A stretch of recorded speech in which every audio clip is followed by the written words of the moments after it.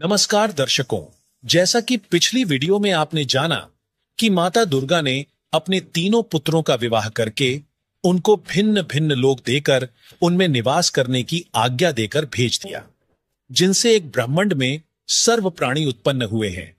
इसके पश्चात से ही जन्म मरण तथा अन्य कष्टों का चक्र प्राणियों पर प्रारंभ है।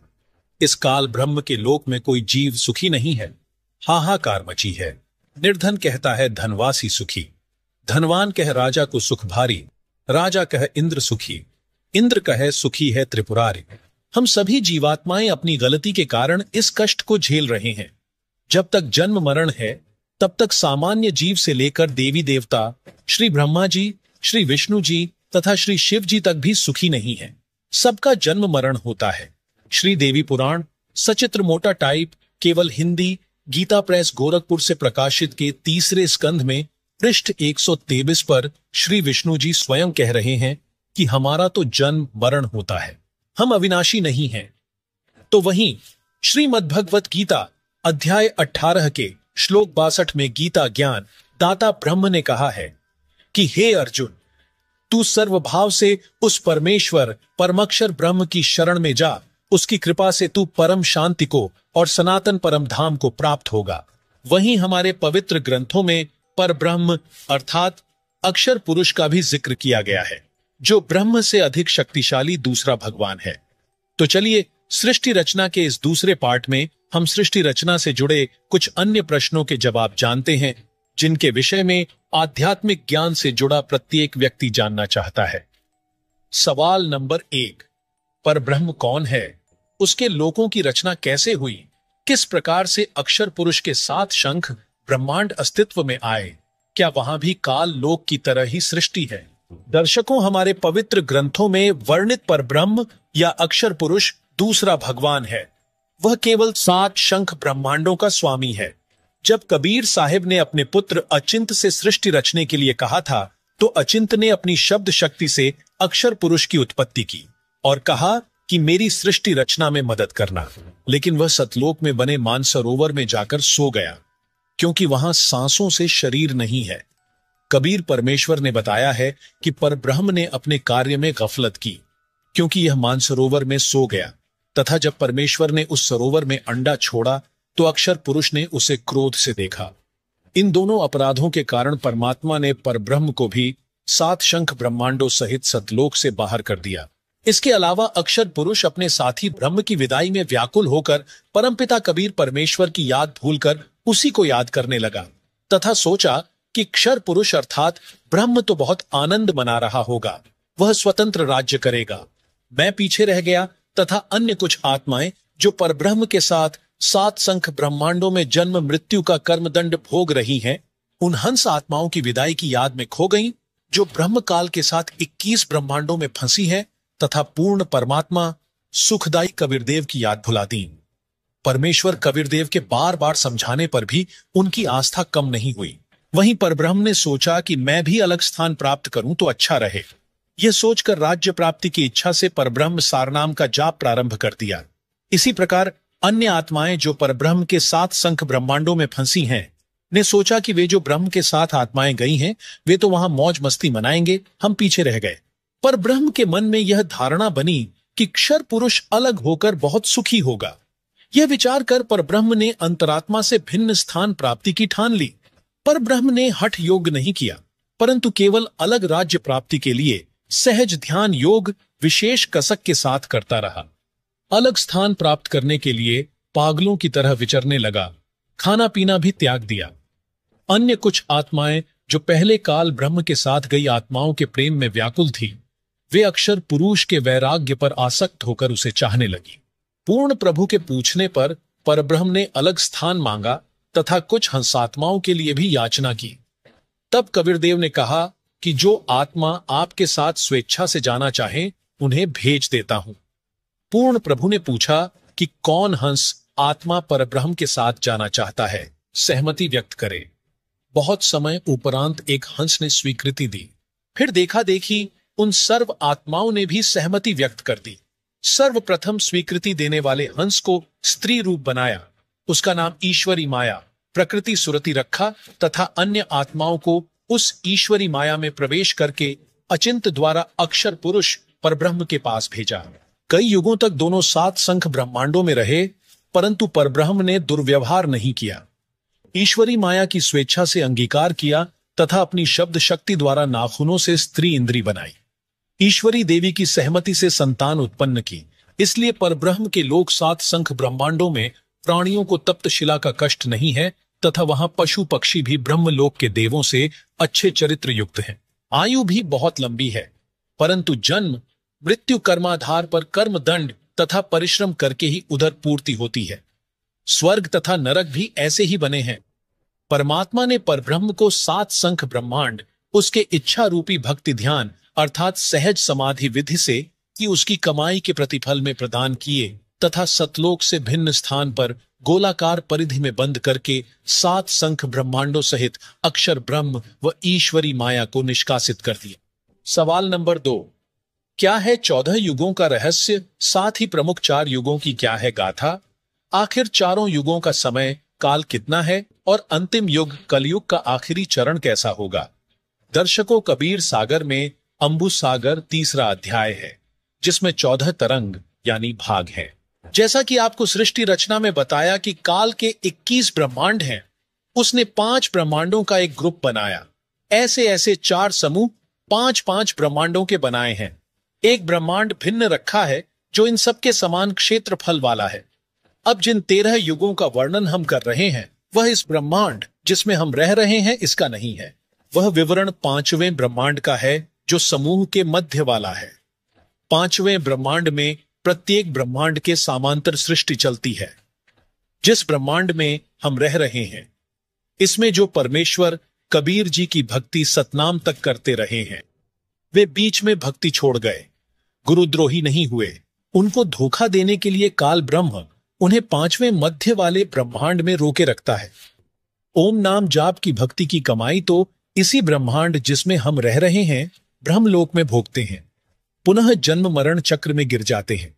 इसके 4 युग हैं, सतयुग, त्रेता युग, द्वापर युग तथा कलयुग।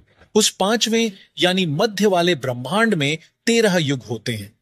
वहां पर वे जीव काल ब्रह्म द्वारा भेजे जाते हैं जो सोहम नाम का जाप करते हैं तथा जो केवल सतनाम का जाप करते हैं। सतनाम के जाप के ओम की भक्ति कमाई इस ब्रह्मांड के ब्रह्मलोक में भोगते हैं। दूसरे मंत्र सोह की कमाई इस 5वें ब्रह्मांड में भोगने के लिए भेज दिए जाते हैं। वहां भी एक ब्रह्मलोक है तथा अन्य लोक है। वहां के ब्रह्मलोक में सुख भोगने के पश्चात उनको अन्य द्वीपों में राजा रानी तथा जनता के रूप में जन्म दिया जाता है। फिर वे व्यक्ति वहां भी भक्ति करते हैं। उस 5वें ब्रह्मांड में होने वाले 13 युगों के नाम निम्न हैं: अघासुर युग, बलभद्र युग, द्वंद्व युग, पुरवन युग, अनुमान युग, धीर्यमाल या धीरमाल युग, तारण युग, अखिल युग, विश्व युग, अक्षय तरुण युग, नंदी युग, हिंडोल युग, कंकवत युग। अब जानिए जिस ब्रह्मांड में हम रहते हैं वहां होने चारों युगों का विस्तृत विवरण। पहला सतयुग, इस युग की अवधि 17,28,000 वर्ष है, जिसमें मनुष्य की आयु प्रारंभ में 10 लाख वर्ष होती है, अंत में 1 लाख वर्ष होती है। तो वहीं मनुष्य की ऊंचाई 21 हाथ यानी लगभग 100 से 150 फुट होती है। दूसरा त्रेता युग, इस युग की अवधि 12,96,000 वर्ष होती है, जिसमें मनुष्य की आयु प्रारंभ में 1 लाख वर्ष होती है, अंत में 10,000 वर्ष होती है। वहीं मनुष्य की ऊंचाई 14 हाथ यानी लगभग 70 से 90 फुट होती है। द्वापर युग, इस युग की अवधि 8,64,000 वर्ष होती है, जिसमें मनुष्य की आयु 10,000 प्रारंभ में होती है और अंत में 1,000 रह जाती है।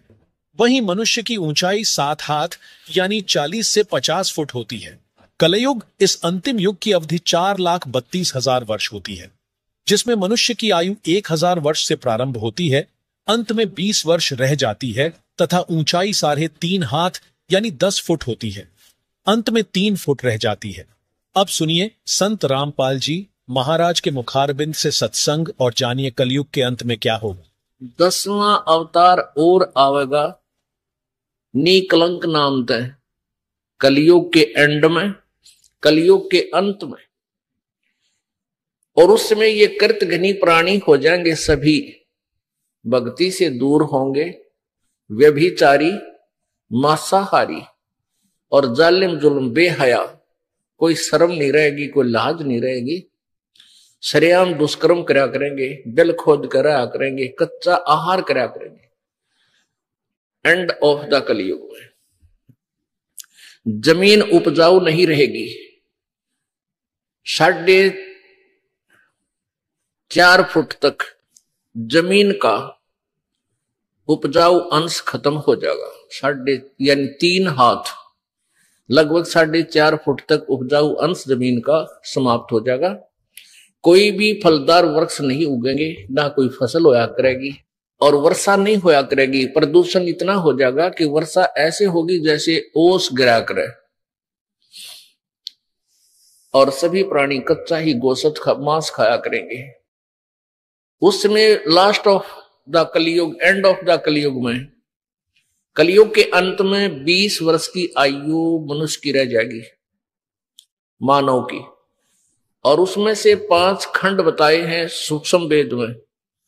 यानी 15 वर्ष की आयु में जन्म भी हो लेगा, जवान भी हो लेगा, और गर्भारी भी हो लेगा, और मृत्यु को भी प्राप्त हो लेगा।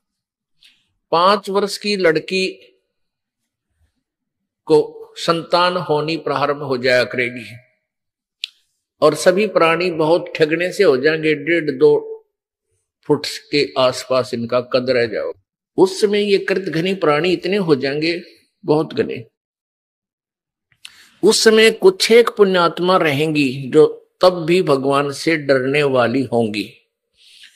वो होंगे ऐसे ही, मांसाहारी भी होंगे, लेकिन जगह भगवान की अवश्य होगी। वो कौन होंगे? जो अब इस कलयुग में, अब ये भगवान का मार्ग हजारों वर्षों तक चलेगा। जो पुण्यात्मा इस मार्ग पर लगेंगी, भक्ति करेंगी और आजीवन मर्यादा में रहे, वो तो सतलोक चले जाएंगे। और जो जिनके पैर फिसल गए, नहीं पार हो पाए, वो फिर ऐसे इस कलयुग में मनुष्य के जन्म प्राप्त करते रहेंगे। इतने दयालु हैं ये परमात्मा। लेकिन मनुष्य जीवन में कौन सा ये प्राणी सुखी होगा? तो उस समय क्या होगा कि निकलंक नाम का एक अवतार आवेगा। वो कौन होगा? राजा हरिश्चंद्र की आत्मा होगी। राजा हरिश्चंद्र जी जो सतयुग में एक महान आत्मा सुप्रसिद्ध हुए, ऐसे दानवीर थे, ऐसे धर्मात्मा थे, ऐसे सत्यवादी थे कि उन्होंने अपने वचन के ऊपर राज त्याग दिया था। अपनी पत्नी को भी बेच दिया, अपने आप को भी बेच दिया, अपने सत्य की रक्षा की। जिस कारण से प्रसन्न होकर के प्रभु ने उसको विष्णु लोक में स्थान दे दिया। अब वो विष्णु लोक में है अपने पूर्व जन्म के पुण्यों के कारण। और जब वहां से इस पुण्यात्मा को 10वां अवतार बनाकर युग काल भेजेगा। जो गीता जी में कहता है कि मैं अपने अंश अवतार रचता हूं और फिर उनमें प्रवेश करके सारा काम करता हूं। इसलिए गीता जी अध्याय नंबर 4 के श्लोक नंबर 5 और 9 में कहा कि अर्जुन, तेरे और मेरे बहुत जन्म हो चुके हैं, तू नहीं जानता, मैं जानता हूं। फिर कहता है 9वें श्लोक में कि मेरे जन्म और कर्म अलौकिक हैं।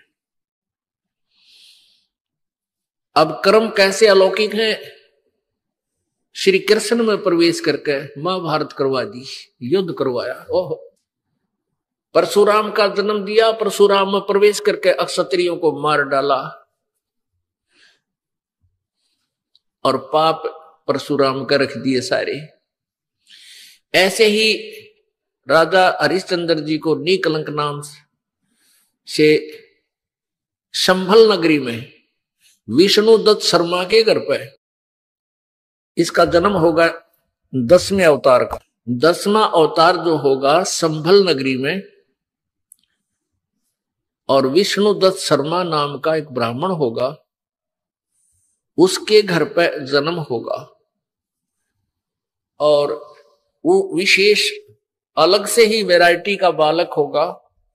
उसका उन अन्य से तगड़ा शरीर होगा, क्योंकि वो स्पेशल भेज रखा होता हो तो, और उसकी लंबी तलवार होगी। इन कृतघ्नी प्राणियों को ऐसे काटेगा नु, जैसे या करेन गेहूं काटा करे, ऐसे काटेगा नु, बुरी तरह इनको खत्म करेगा। फिर क्या होगा, उन प्राणियों को बख्शा जाएगा जो उस समय भी भगवान से डरने वाले होंगे। इतना प्रदूषण उस समय क्या होगा, फिर परमात्मा अपनी मेहर से, पुण्यात्मा, एक तो परमात्मा ने विधान बना के छोड़ दिया, तो विधान जो भगवान ने बनाया है उसके ऊपर ये साइंटिस्ट अपना अनुभव करके थोड़ी रिसर्च कर लेते हैं और फिर वो भगवान को रिजेक्ट करना प्रारंभ कर देते हैं। ये इनकी महाभूल है। अब पीछे कई वर्षों से रट्टा लगा रखा था कि प्रदूषण इतना बढ़ गया, ग्लेशियरिन खत्म होगी, बर्फ नहीं पड़ेगी। अरीब का इतनी बर्फ गिर दी बिना गिनती की, वो नो का नो प्रदूषण है, नो का नो सारा सौदा है, डूंडा उठा दिया। तो भगवान की अपनी विट्टो पावर न्यारी है। तो क्या होगा, कलयुग के एंड में इन सभी को नाश करेगा, ऐसी दुष्ट आत्माओं को काटा जाएगा, खत्म करेगा। उसके बाद जो पुण्य उस समय थोड़ी बहुत आस्था भगवान की जिनमें होगी वो शेष बचेंगे। फिर बहुत जबरदस्त वर्षा होगी, और वो पहले वर्षा प्रारंभ होगी बहुत ज्यादा, वो व्यक्ति वहां से खिसक जाएंगे, मैदानी स्थान छोड़कर पहाड़ों पर चले जाएंगे। बहुत सैकड़ों फुट पानी पूरी पृथ्वी पर हो जाएगा, और फिर बहुत समय तक ये पानी धीरे धीरे ये जल सूखना शुरू होगा, और जो जमीन का अनउपजाऊ अंश था वो जल के कारण ऊपर आ जाएगा, और फिर धीरे धीरे वो सूखेगा, सारा पानी जल सूख के फिर उसमें जंगल हो जाएगा, पूरी पृथ्वी पर वन हो जाएगा, पेड़ पौधे बहुत ज्यादा उग जाएंगे, और फिर पर्यावरण का परिवर्तन फिर होगा। वन जो है ऑक्सीजन छोड़ते हैं पेड़, और कार्बन डाइऑक्साइड वायु से लेकर के पुनः पूरे वायुमंडल को शुद्ध कर देंगे। फिर उन शेष बचे हुए प्राणियों के घर पर जो बालक होंगे वो उल्टे होंगे। उल्टे कैसे? माता पिता तो 2.5 फुट के, और बेटा बेटी हो जाएंगे 4-4, 5-5 फुट के, फिर धीरे धीरे बढ़ना शुरू होगा। तो सतयुग में सैकड़ों फुट हाइट के इंसान हो जाते हैं, सैकड़ों फुट, और लाखों वर्ष की आयु हो जाती, क्योंकि शुद्ध वायु, शुद्ध वातावरण, बीमारी होती नहीं उस समय सतयुग में, बहुत कम। सवाल नंबर 3, महाप्रलय क्या है? कितनी महाप्रलय होती है? क्या महाप्रलयों के अंतर्गत संपूर्ण सृष्टि व सर्व ब्रह्मांडों का भी विनाश होता है? दर्शकों, महाप्रलय का अर्थ है बड़ी विनाशकारी घटना। हिंदू धर्म ग्रंथों में महाप्रलय को सृष्टि के चक्र का अंत माना जाता है, जहां ब्रह्मांड का विनाश हो जाता है। महाप्रलय 3 प्रकार की होती है। एक तो काल ज्योति निरंजन करता है। महाकल्प के अंत में जिस समय ब्रह्मा जी की मृत्यु होती है, ब्रह्मा जी की रात्रि 1000 चतुर्युग की होती है तथा इतना ही दिन होता है। 30 दिन रात्रि का 1 महीना, 12 महीनों का 1 वर्ष, 100 वर्ष का एक ब्रह्मा जी का जीवन, यह एक महाकल्प कहलाता है। दूसरी महाप्रलय 7 ब्रह्मा जी की मृत्यु के बाद एक विष्णु जी की मृत्यु होती है। 7 विष्णु जी की मृत्यु के उपरांत एक शिव की मृत्यु होती है। इसे दिव्य महाकल्प कहते हैं। उसमें ब्रह्मा, विष्णु, शिव सहित इनके लोकों के प्राणी तथा स्वर्ग लोक, पाताल लोक, मृत्यु लोक आदि में अन्य रचना तथा उनके प्राणी नष्ट हो जाते हैं। उस समय केवल ब्रह्मलोक बचता है, जिसमें यह काल, ज्योति निरंजन तथा दुर्गा 3 रूपों महाब्रह्मा, महासावित्री, महाविष्णु, महालक्ष्मी और महाशिव अर्थात सदाशिव महादेवी पार्वती के रूप में 3 लोक बनाकर रहते हैं। इसी ब्रह्मलोक में एक महास्वर्ग बना है, उसमें चौथी मुक्ति प्राप्त प्राणी रहते हैं। तीसरी महाप्रलय एक ब्रह्मांड में 70,000 बार त्रिलोकीय शिव यानी काल के तमोगुण पुत्र की मृत्यु हो जाती है। तब एक ब्रह्मांड की प्रलय होती है तथा ब्रह्मलोक में 3 स्थानों पर रहने वाला काल महाशिव अपना महाशिव वाला शरीर भी त्याग देता है। इस प्रकार यह एक ब्रह्मांड की प्रलय अर्थात तीसरी महाप्रलय हुई तथा उस समय एक ब्रह्मलोकीय शिवकाल की मृत्यु हुई तथा 70,000 त्रिलोकीय शिवकाल के पुत्र की मृत्यु हुई अर्थात एक ब्रह्मांड में बने ब्रह्मलोक सहित सर्वलोकों के प्राणी विनाश में आते हैं। इस समय को परब्रह्म अर्थात अक्षर पुरुष का एक युग कहते हैं। इस प्रकार गीता अध्याय 8 श्लोक 16 का भावार्थ समझना चाहिए। अब जानिए ब्रह्मा विष्णु शिव ब्रह्म और परब्रह्म की आयु। ब्रह्मा विष्णु महेश ये तीनों नासवान है। एक ब्रह्मा की आयु कितनी है? जैसे एक चतुर्युग होता है, सतयुग त्रेता द्वापर कलयुग, ये मिलकर चतुर्युगी होती है और इसकी कुल वर्ष संख्या 43,20,000 वर्ष है। ऐसी 1,000 चतुर्युग 1,008 है। वैसे इसमें 14 मनवंतर निकल जाते हैं, 14 इंद्र के शासन खत्म हो जाते हैं और 72 चतुर्युग तक एक इंद्र का शासन रहता है, शासन काल है। तो ऐसे वैसे तो 1,008 बनते हैं, लेकिन लंब संप इनको 1,000 चतुर्युग देते हैं। इतना तो ब्रह्मा जी का दिन, इतनी ही रात्रि, ऐसे 30 दिन रात का एक महीना बना इनका देवताओं का, और 12 महीनों का एक वर्ष हो गया। ऐसे बने हुए 100 वर्ष की आयु है श्री ब्रह्मा रजगुण की, और इसे 7 गुनी विष्णु जी की, इसे अधिक, और विष्णु जी से 7 गुना अधिक है शंकर भगवान तमोगुण शिव की। और जब 70,000 बार ये तमोगुण शंकर भगवान की मृत्यु हो लेगी, तब एक ब्रह्मांड का विनाश होगा और इस सरपुरुष का नाश होगा इस काल का। फिर एक ब्रह्मांड के सब प्राणी इसमें आग लग जाएगी, जैसे पृथ्वी के ऊपर सब जल हो जाएंगे जहां जहां भी पृथ्वियां हैं, और फिर एकदम 11 सूर्य और सौर मंडल से घूमते हुए यहां आ जाएंगे और इन सब को फूंक डालेंगे। तो ऐसे पृथ्वी तत्व को जल तत्व ग्रहण करेगा, खत्म करेगा, ग्रास लेगा, जल तत्व को अग्नि, अग्नि को वायु, वायु को आकाश। तो उस समय इस ब्रह्म की मृत्यु होगी सरपुरुष की, और ये एक युग होगा किसका? अक्षर पुरुष का। एक युग, ध्यान रखना, क्योंकि ये गणित की रीति से समझना होगा आपने। तो ये सभी प्राणी, और ये दुर्गा भी, काल भी, सरपुरुष, इनका पिता ब्रह्मा विष्णु में, इसका ये सब नष्ट हो जाएंगे। परमात्मा के विधान अनुसार ये एज प्राणी सब ऊपर को उठ जाएंगे एकदम। जीवात्मा मरती नहीं, लेकिन उसमें पीड़ा बहुत होती है जब अग्नि लगती है, इसमें सब बुरा हाल हो जाता है। फिर ये ऊपर उठ जाएंगे, ये 5 तत्व यही रह जाएंगे, घूमते रहेंगे सूक्ष्म रूप में। ये ऊपर दूसरे ब्रह्मांड में चले जाएंगे, वहां जाकर फिर दोनों का, दुर्गा और काल का युवा शरीर बन जाएगा। उसके बाद ये अपना फिर ग्रस्त कर्म से या वचनों से फिर धीरे धीरे अपनी सृष्टि वहां दूसरे ब्रह्मांड में प्रारंभ करते हैं। ऐसे चलता है। तो हमने लेना है समय। तो ये जो 70,000 बार त्रिलोक की शिव की मृत्यु हुई, ये एक बार इस काल की मृत्यु हुई। इसके जन्म और कर्म कैसे अलौकिक हैं। ये किस अपने आप को अजन्मा क्यों कहता है? यहां मर गया, वहां परमात्मा के विधान अनुसार इसकी फिर दोबारा युवा शरीर दोनों का हो जाता है, दुर्गा का और इस काल का। लेकिन जन्म मृत्यु है इसकी। उसके बाद ये एक युग हो गया अक्षर पुरुष का। अब ऐसे 1,000 युग का दिन अक्षर पुरुष का, इतनी ही रात्रि, 30 दिन रात का फिर एक महीना हो गया, और 12 महीने का ऐसे उसका एक वर्ष बना। ऐसे जो इस गिनती से, इस रीति से जो उनके एक युग बना, 12 महीनों का एक वर्ष हुआ, और 100 वर्ष की आयु होगी अक्षर पुरुष की, उसका भी नाश होगा। फिर जो कितनी लंबी आयु है। 70,000 बार शिव मर लेगा, एक ब्रह्म की मृत्यु होगी, वो युग होगा इस काल का, और इस अक्षर पुरुष का एक युग होगा। और ऐसे 1,000 युग का दिन, इतनी रात्रि, और फिर 30 दिन रात का महीना, 12 महीने का एक वर्ष, और 100 वर्ष की आयु अक्षर पुरुष की, और फिर भी मृत्यु होगी।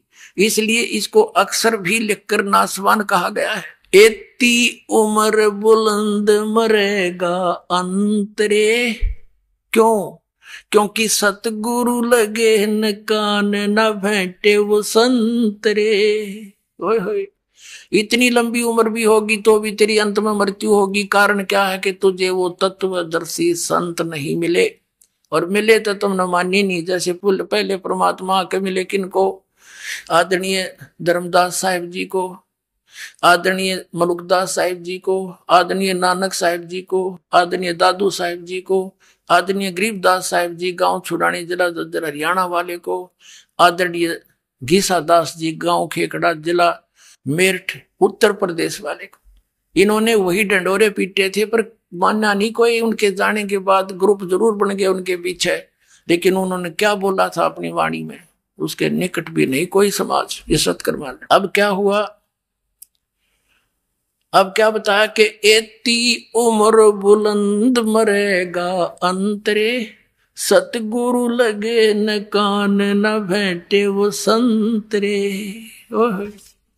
सवाल नंबर 4, जिन महापुरुषों व संतों को परमात्मा आकर मिले, उन्होंने अपनी वाणियों और ग्रंथों में सृष्टि रचना का क्या प्रमाण दिया है? दर्शकों, परमात्मा का साक्षात्कार करने वाले महापुरुषों और संतों ने सृष्टि रचना के बारे में एक समान प्रमाण दिया है और उनके अनुभव भी समान है। अब हम आपको कुछ ऐसे महापुरुषों की वाणी से सृष्टि रचना के प्रमाण देंगे जिन्होंने परमात्मा का साक्षात्कार किया। कबीर परमात्मा की वाणी में सृष्टि रचना का प्रमाण। 600 वर्ष पहले परमात्मा कबीर जी ने जो वाणी बोली थी, पवित्र कबीर सागर के अंदर विद्यमान है। आप देखिएगा, प्रथम खंड कबीर पंथी भारत पथिक स्वामी युगलानंद बिहारी द्वारा पुरस्कृत। और ये कहाँ से छपा है? प्रकाशक एवं मुद्रक हैं खेमरा श्री कृष्ण दास प्रकाशन, अध्यक्ष श्री वेंकटेश्वर प्रेस, खेमरा श्री कृष्ण दास मार्ग, मुंबई से। अब इसके अंदर हम आपको दिखाते हैं सृष्टि रचना।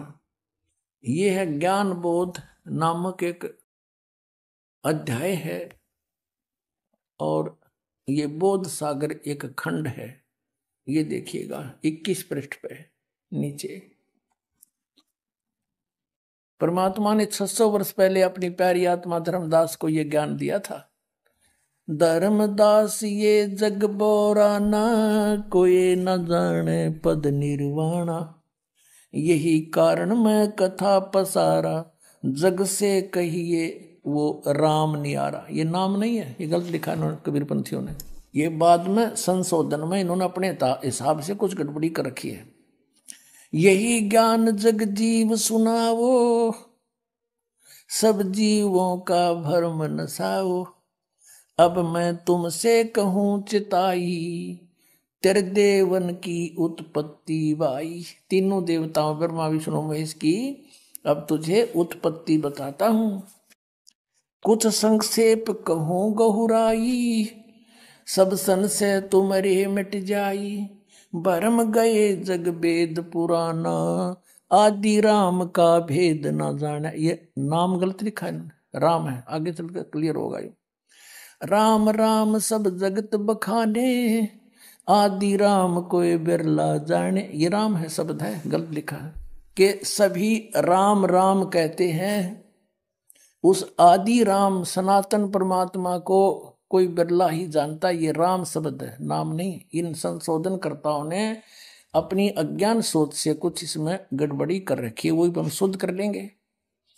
राम राम सब जगत बखाने, आदि राम कोई बिरला जाने, ज्ञानी सुने सो हृदय लगाई, मूर्ख सुने तो गम ना पाई, माँ अष्टंगी पिता निरंजन, ये जमदारुण वंशन अंजन।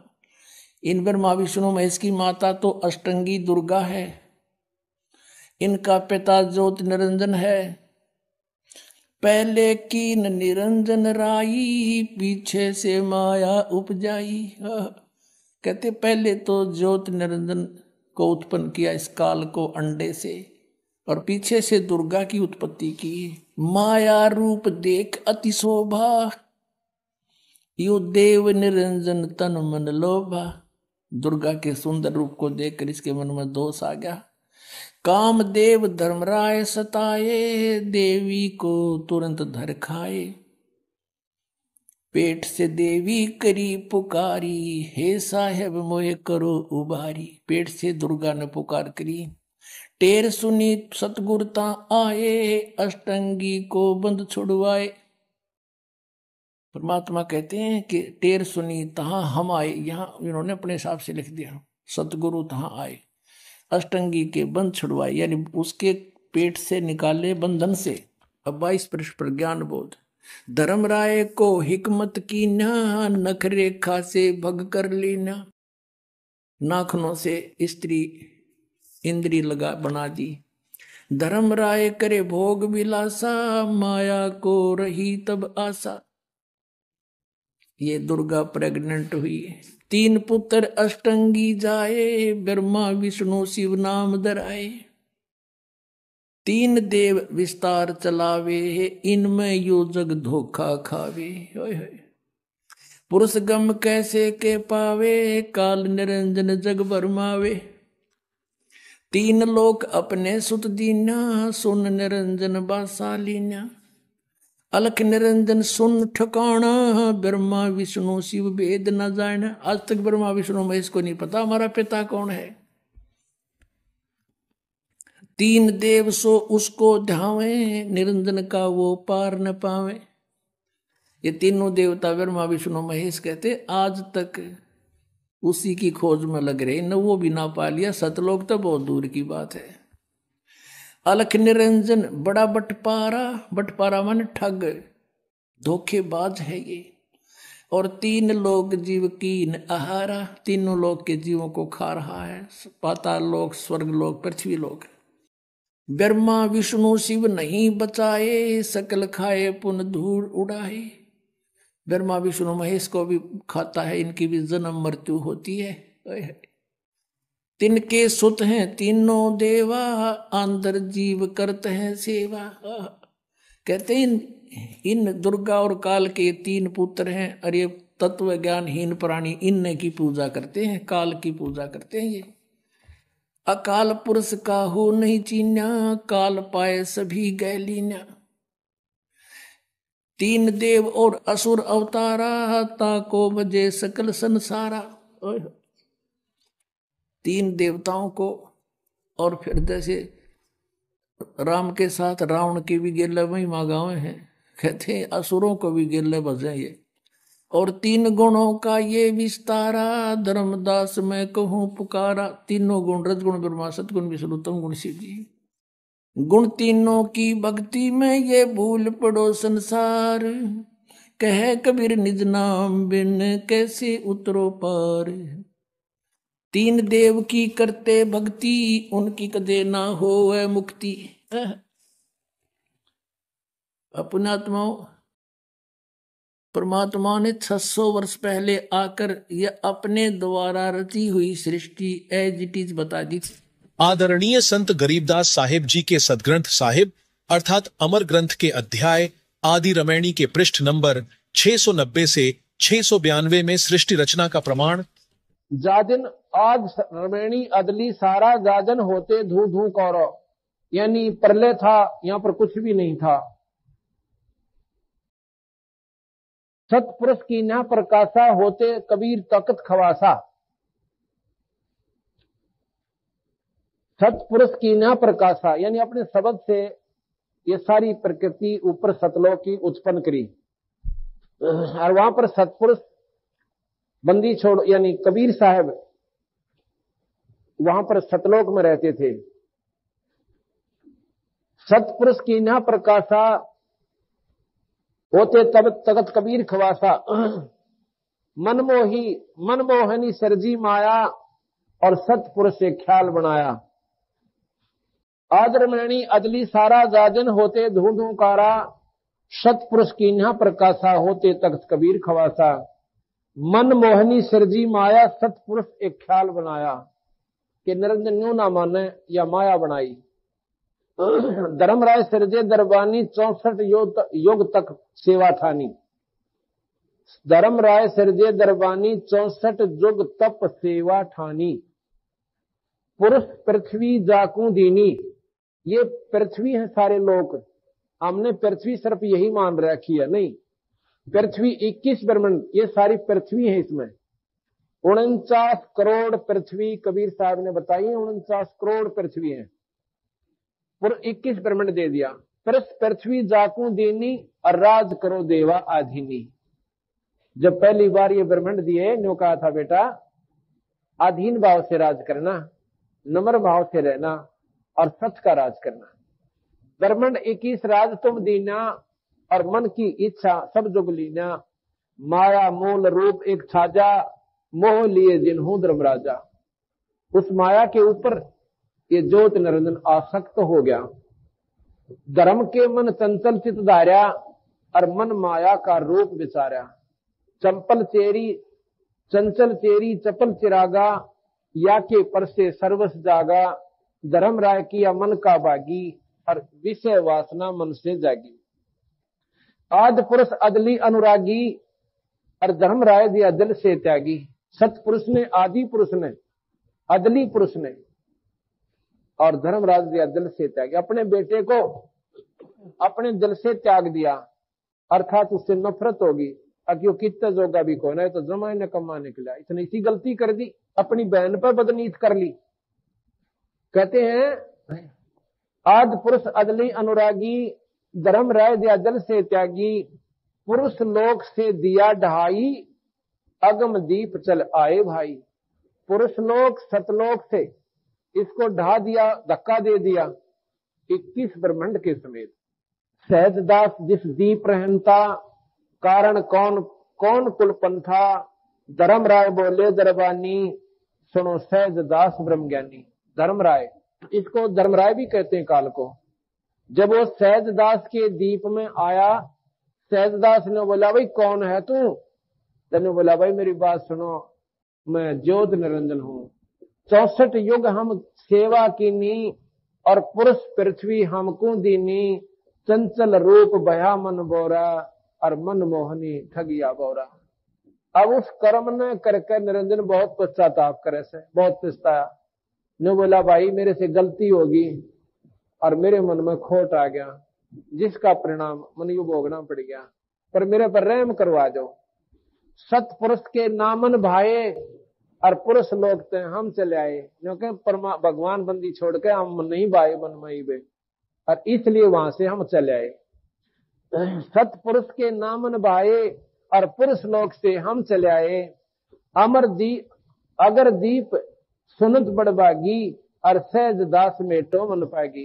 ये मेरे मन में जो खोट हुआ था, इस कर्म ने तुम मिटवा दे मेरे ने। बोले सहज दास दिलदानी, भाई हम तो चौकर हम तो चाकर सत सैदानी। मैं तो भाई सतपुरुष का नौकर हूं, उनका सेवक से, उनका बेटा ला लो, पर भाई उनके हुक्म बिना मैं तो देख तुझे रख नहीं सकता। पुरुष से अर्ज गुजारूं, उनसे पूछूंगा और जब तुम्हारा बेमान उतारो 21 ब्रह्मांड तेरे जब यहां रहने दूंगा, अगर वो कह देंगे तो। सहज दास किया पियाना, सहज दास को किया पियाना अपनी सुरत द्वारा। पियाना माने प्रस्थान करना, अपनी सुरत द्वारा सतलोक पहुंचा और सतलोक लिया परवाना। वहां जाकर अर्ज करी कि क्या आदेश है मालिक आपका। ऐसे ऐसे ज्योत निरंजन वो मेरे आगे हाथ जोड़े खड़ा है और बंदी छोड़, आप कृपा कर दो, तो आप कहो तो उसने वहां रख लूं। तो सतपुरुष नाराज हो गए कि सहजदास कति नहीं, 3 वचन कहता हूं उसको यहां से कति निकाल दे, वो यहां नहीं रहने के लायक है, फिर को बद करेगा यू जी, मानने का कोई नहीं। सतपुरुष साहब सरबंगी, अब सतपुरुष की महिमा गाता है सहजदास। जो प्रार्थना करते ना, हम किसी के पास कोई वस्तु मांगे, जैसे मेरे पास कोई आवे और मैं हूं मान ले किसी बड़े अधिकारी का नीचे सेवक नौकर है, तो मैं जाऊंगा साहब के पास अपने व्यक्ति के काम करवाना ही, तो पहले उसको सराहूंगा, परवरदिगार आप ऐसे हो, आप ऐसे हो, उसने राजी बोल के प्रसन्न करना चाहूंगा। और फिर अपना सवाल कहूंगा जी ऐसे ऐसे मेरा रिश्तेदार है, अरे काम है, अगर वो आप कर सकते हो तो कृपा करो। तो यहां महाराज सहजदास सतपुरुष की महिमा गाता है। सत्य पुरुष साहब सर्वंगी यानी सर्वव्यापक, अवगत अदली अचल अभंगी, अविगत जिसकी महिमा ने कोई जान ना सके, अदली जाकारी, अचल जो अमर है, जो स्थाई है, स्थिर है। आप अमर हो, अचल हो, आप स्थाई हो। अभंगी, आप एक रस रहते हो। धर्मराय तुम्हारा दरबानी, वो धर्मराय निरंजन काल, अगर दीप चल गए प्राणी, वो आपका वो जीव। अब इसको भी प्राणी कहा गरीबदासियों ने कि वहां ये प्राणी है। श्री गुरु ग्रंथ साहिब पृष्ठ 839 मोहल्ला 1 राग बिलावलू अंश 1 में श्री नानक साहिब जी की वाणी में सृष्टि का प्रमाण आपे सच्चू किया कर जोड़ी, अंडज फोड़ी जोड़ी बिछोड़, धरती आकाश किए बैसन कुथाव, राति दिनंतु किए भूभाव, जिनकी ये करी वे खणहारा, तृतीया ब्रह्मा विष्णु महेशा, देवी देव उपाय बेसा, पूर्ण पाणी अग्नि बिसराव, ताही निरंजन साचो नाव, तिसु मही मनुआ रहिया लिवलाई, प्रणवती नानकू कालू न खाई। उपरोक्त अमृतवाणी का भावार्थ है कि सच्चे परमात्मा यानी सतपुरुष ने स्वयं ही अपने हाथों से सर्व सृष्टि की रचना की है। उसी ने अंडा बनाया, फिर फोड़ा तथा उसमें से ज्योति निरंजन निकला। उसी पूर्ण परमात्मा ने सर्व प्राणियों के रहने के लिए धरती, आकाश, पवन, पानी आदि 5 तत्व रचे। वह अपने द्वारा रची सृष्टि का स्वयं ही साक्षी है, दूसरा कोई सही जानकारी नहीं दे सकता। फिर अंडे के फूटने से निकले निरंजन के बाद तीनों श्री ब्रह्मा जी, श्री विष्णु जी तथा श्री शिव जी की उत्पत्ति हुई तथा अन्य देवी देवता उत्पन्न हुए तथा अनगिनत जीवों की उत्पत्ति हुई। उसके बाद अन्य देवों के जीवन चरित्र तथा अन्य ऋषियों के अनुभव के 6 शास्त्र तथा 18 पुराण बन गए। पूर्ण परमात्मा के सच्चे नाम अर्थात सतनाम की साधना अनन्य मन से करने से तथा गुरु मर्यादा में रहने वाले को श्री नानक जी कह रहे हैं कि काल नहीं खाता। सवाल नंबर 5, सभी धर्मों के धार्मिक सदग्रंथ जैसे कि पवित्र वेद, पवित्र श्रीमद् भगवत गीता, पवित्र कुरान शरीफ, पवित्र बाइबल आदि में सृष्टि रचना के बारे में क्या कहा गया है? दर्शकों अब सुनिए। पवित्र ऋग्वेद में सृष्टि रचना का प्रमाण ऋग्वेद मंडल 10 सूक्त 90 मंत्र 1। इस मंत्र में विराट काल यानी ब्रह्म का वर्णन है। गीता अध्याय 10 और 11 में भी इसी काल का ऐसा ही वर्णन है। अध्याय 11 मंत्र नंबर 46 में अर्जुन ने कहा है कि हे सहस्रा बाहु अर्थात 1000 भुजा वाले, आप अपने चतुर्भुज रूप में दर्शन दीजिए, जिसके हजारों हाथ, पैर, हजारों आंखें, कान आदि हैं। वह विराट रूप काल प्रभु अपने अधीन सर्व प्राणियों को पूर्ण काबू करके अर्थात 20 ब्रह्मंडों को गोलाकार परिधि में रोककर स्वयं इनसे ऊपर 21वें ब्रह्मंड में बैठा है।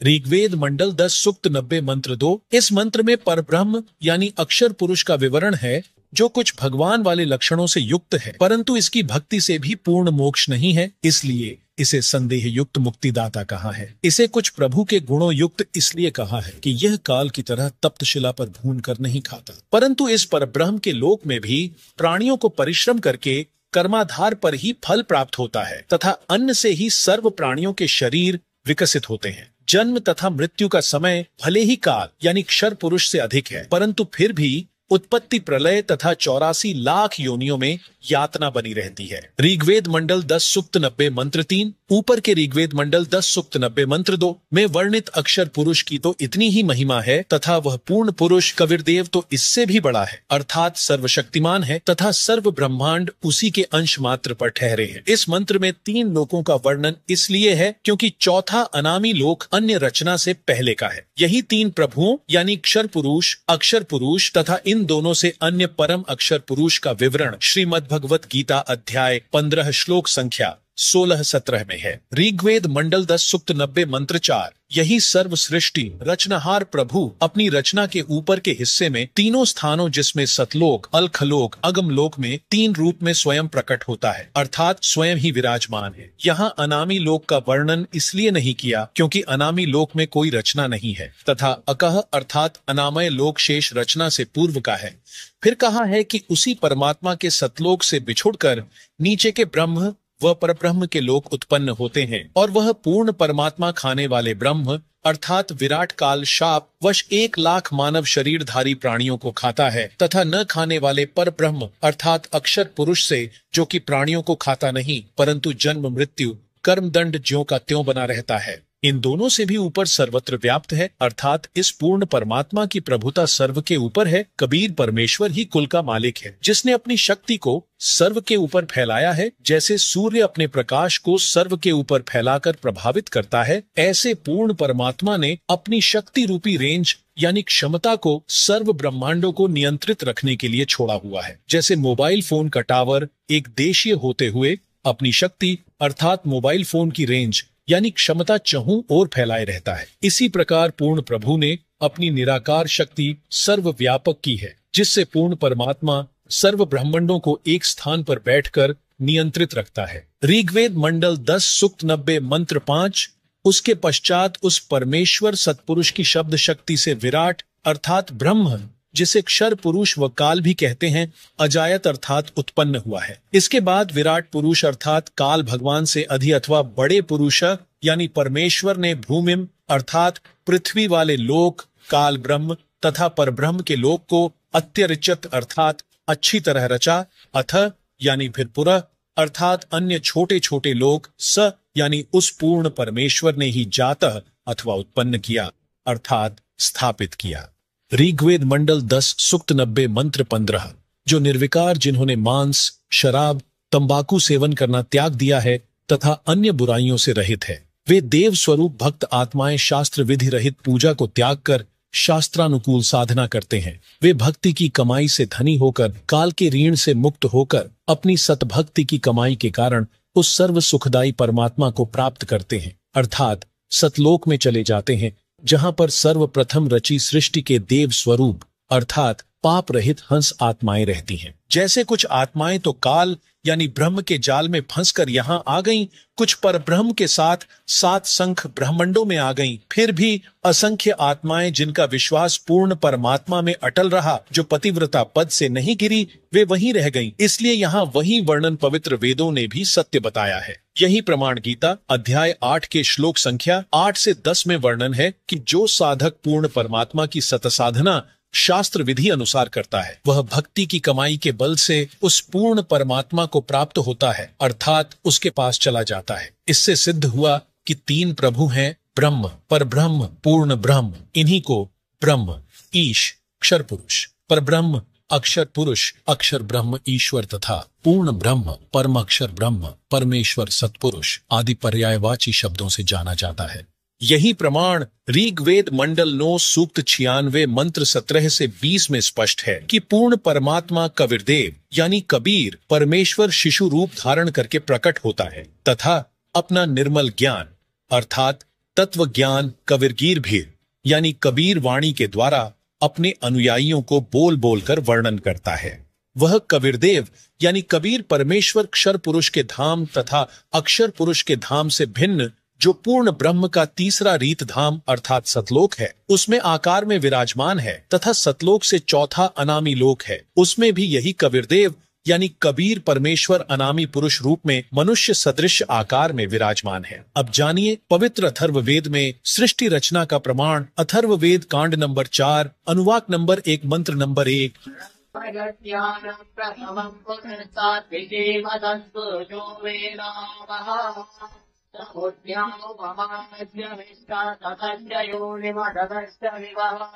पवित्र वेदों को बोलने वाला ब्रह्म अर्थात काल कह रहा है कि सनातन परमेश्वर ने स्वयं अनामय यानी अनामी लोक से सत्यलोक में प्रकट होकर अपनी सूझबूझ से कपड़े की तरह रचना करके ऊपर के सतलोक आदि को सीमा रहित स्वप्रकाशित अजर अमर अर्थात अविनाशी ठहराए तथा नीचे के परब्रह्म के 7 संख ब्रह्मांड तथा ब्रह्म के 21 ब्रह्मांड व इनमें छोटी से छोटी रचना भी उसी परमात्मा ने अस्थायी की है। अथर्ववेद कांड नंबर 4 अनुवाक नंबर 1 मंत्र नंबर 2।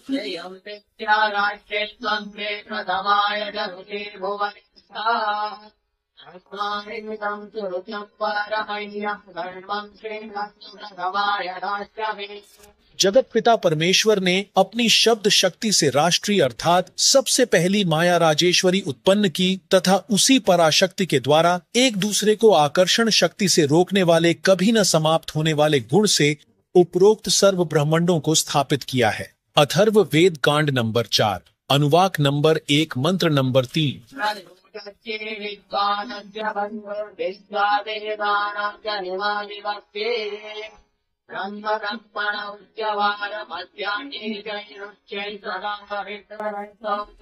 पूर्ण परमात्मा अपने द्वारा रची सृष्टि का ज्ञान तथा सर्व आत्माओं की उत्पत्ति का ज्ञान अपने निजी दास को स्वयं ही सही बताता है कि पूर्ण परमात्मा ने अपने मध्य अर्थात अपने शरीर से अपनी शब्द शक्ति के द्वारा ब्रह्म क्षर पुरुष काल की उत्पत्ति की तथा सर्व ब्रह्मांडों को ऊपर सतलोक, अलख लोक, अगम लोक, अनामी लोक आदि तथा नीचे परब्रह्म के 7 संख ब्रह्मांड तथा ब्रह्म के 21 ब्रह्मांडों को अपनी धारण करने वाली आकर्षण शक्ति से ठहराया हुआ है।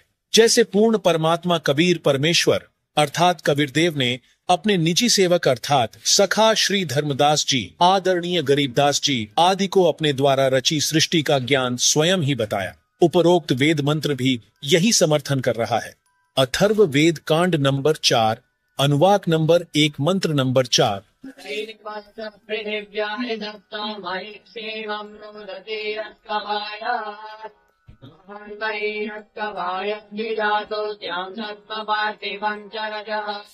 ऊपर के चारों लोक सत्य लोक, अलख लोक, अगम लोक, अनामी लोक यह तो अजर अमर स्थायी अर्थात अविनाशी रचे हैं तथा नीचे के ब्रह्म तथा पर ब्रह्म के लोकों को अस्थायी रचना करके तथा अन्य छोटे छोटे लोग भी उसी परमेश्वर ने रचकर स्थिर किए। अथर्व वेद कांड नंबर 4 अनुवाक नंबर 1 मंत्र नंबर 5।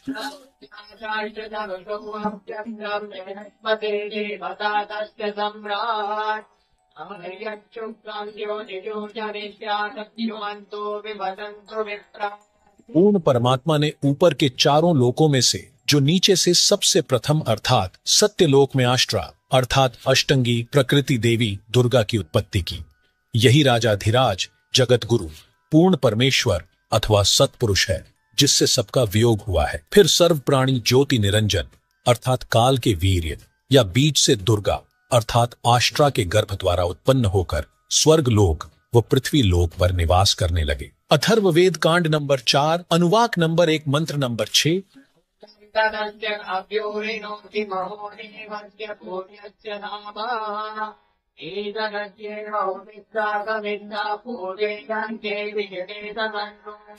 वही पूर्ण परमेश्वर सत्य साधना करने वाले साधक को उसी पहले वाले स्थान अर्थात सत्यलोक में ले जाता है जहां से बिछुड़ कर आए थे। वहां उस वास्तविक सुखदायी प्रभु को प्राप्त करके खुशी से आत्म विभोर होकर मस्ती से स्तुति करता है कि हे परमात्मा, असंख्य जन्मों के भूले भटकों को वास्तविक ठिकाना मिल गया। इसी का प्रमाण पवित्र ऋग्वेद मंडल 10 सूक्त 90 मंत्र 16 में भी है। आदरणीय गरीबदास जी को इसी प्रकार पूर्ण परमात्मा कबीरदेव यानी कबीर परमेश्वर स्वयं सत्य भक्ति प्रदान करके सत्यलोक लेकर गए थे। तब अपनी अमृत वाणी में आदरणीय गरीबदास जी महाराज ने आंखों देखकर कहा, अजब नगर में ले गया हमको सतगुरु आन, झिलके बिंब अगाध गति वहाँ सोते चादर तान।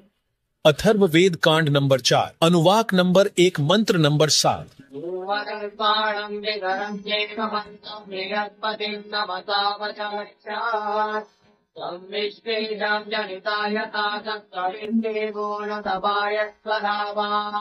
इस मंत्र में यह भी स्पष्ट कर दिया कि उस परमेश्वर का नाम कबीरदेव अर्थात कबीर परमेश्वर है जिसने सर्व रचना की है। जो परमेश्वर अचल अर्थात वास्तव में अविनाशी, जिसका गीता अध्याय 15 श्लोक 16 से 17 में भी प्रमाण है। आत्माधार, जो पूर्ण मुक्त होकर सत्यलोक गए हैं उनको सतलोक ले जाने वाला, सर्व ब्रह्मांडों का रचनहार, काल यानी ब्रह्म की तरह धोखा न देने वाला ज्यों का त्यों वह स्वयं कबीरदेव अर्थात कबीर प्रभु है। यही परमेश्वर सर्व ब्रह्मांडों व प्राणियों को अपनी शब्द शक्ति से उत्पन्न करने के कारण जनिता अर्थात माता भी कहलाता है तथा पितरम अथवा पिता तथा बंधु अथवा भाई भी वास्तव में यही है तथा देव अर्थात परमेश्वर भी यही है। इसलिए इसी कबीरदेव अथवा कबीर परमेश्वर की स्तुति किया करते हैं। त्वमेव माता च पिता त्वमेव, त्वमेव बंधुच सखा त्वमेव, त्वमेव विद्या च द्रविणम त्वमेव, त्वमेव सर्वम मम देव देव।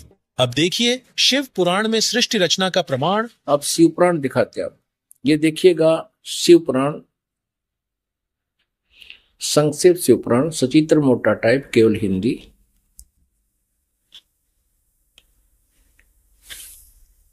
गीता प्रेस गोरखपुर से प्रकाशित है। संक्षिप्त शिवपुराण सचित्र मोटा टाइप केवल हिंदी। संपादक हनुमान प्रसाद पोदार।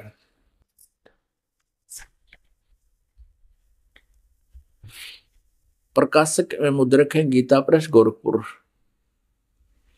गोविंद वन कार्यालय कोलकाता का संस्थान। अब यहां से शुरू करते हैं। ये रुद्र संहिता 98वां पृष्ठ शुरू करेंगे हम। संक्षिप्त शिवपुराण, ये रुद्र संहिता का 5वां अध्याय यहां समाप्त होता है। अपने पुत्र नारद की यह बात सुनकर लोक पितामह ब्रह्मा वहां इस प्रकार बोले।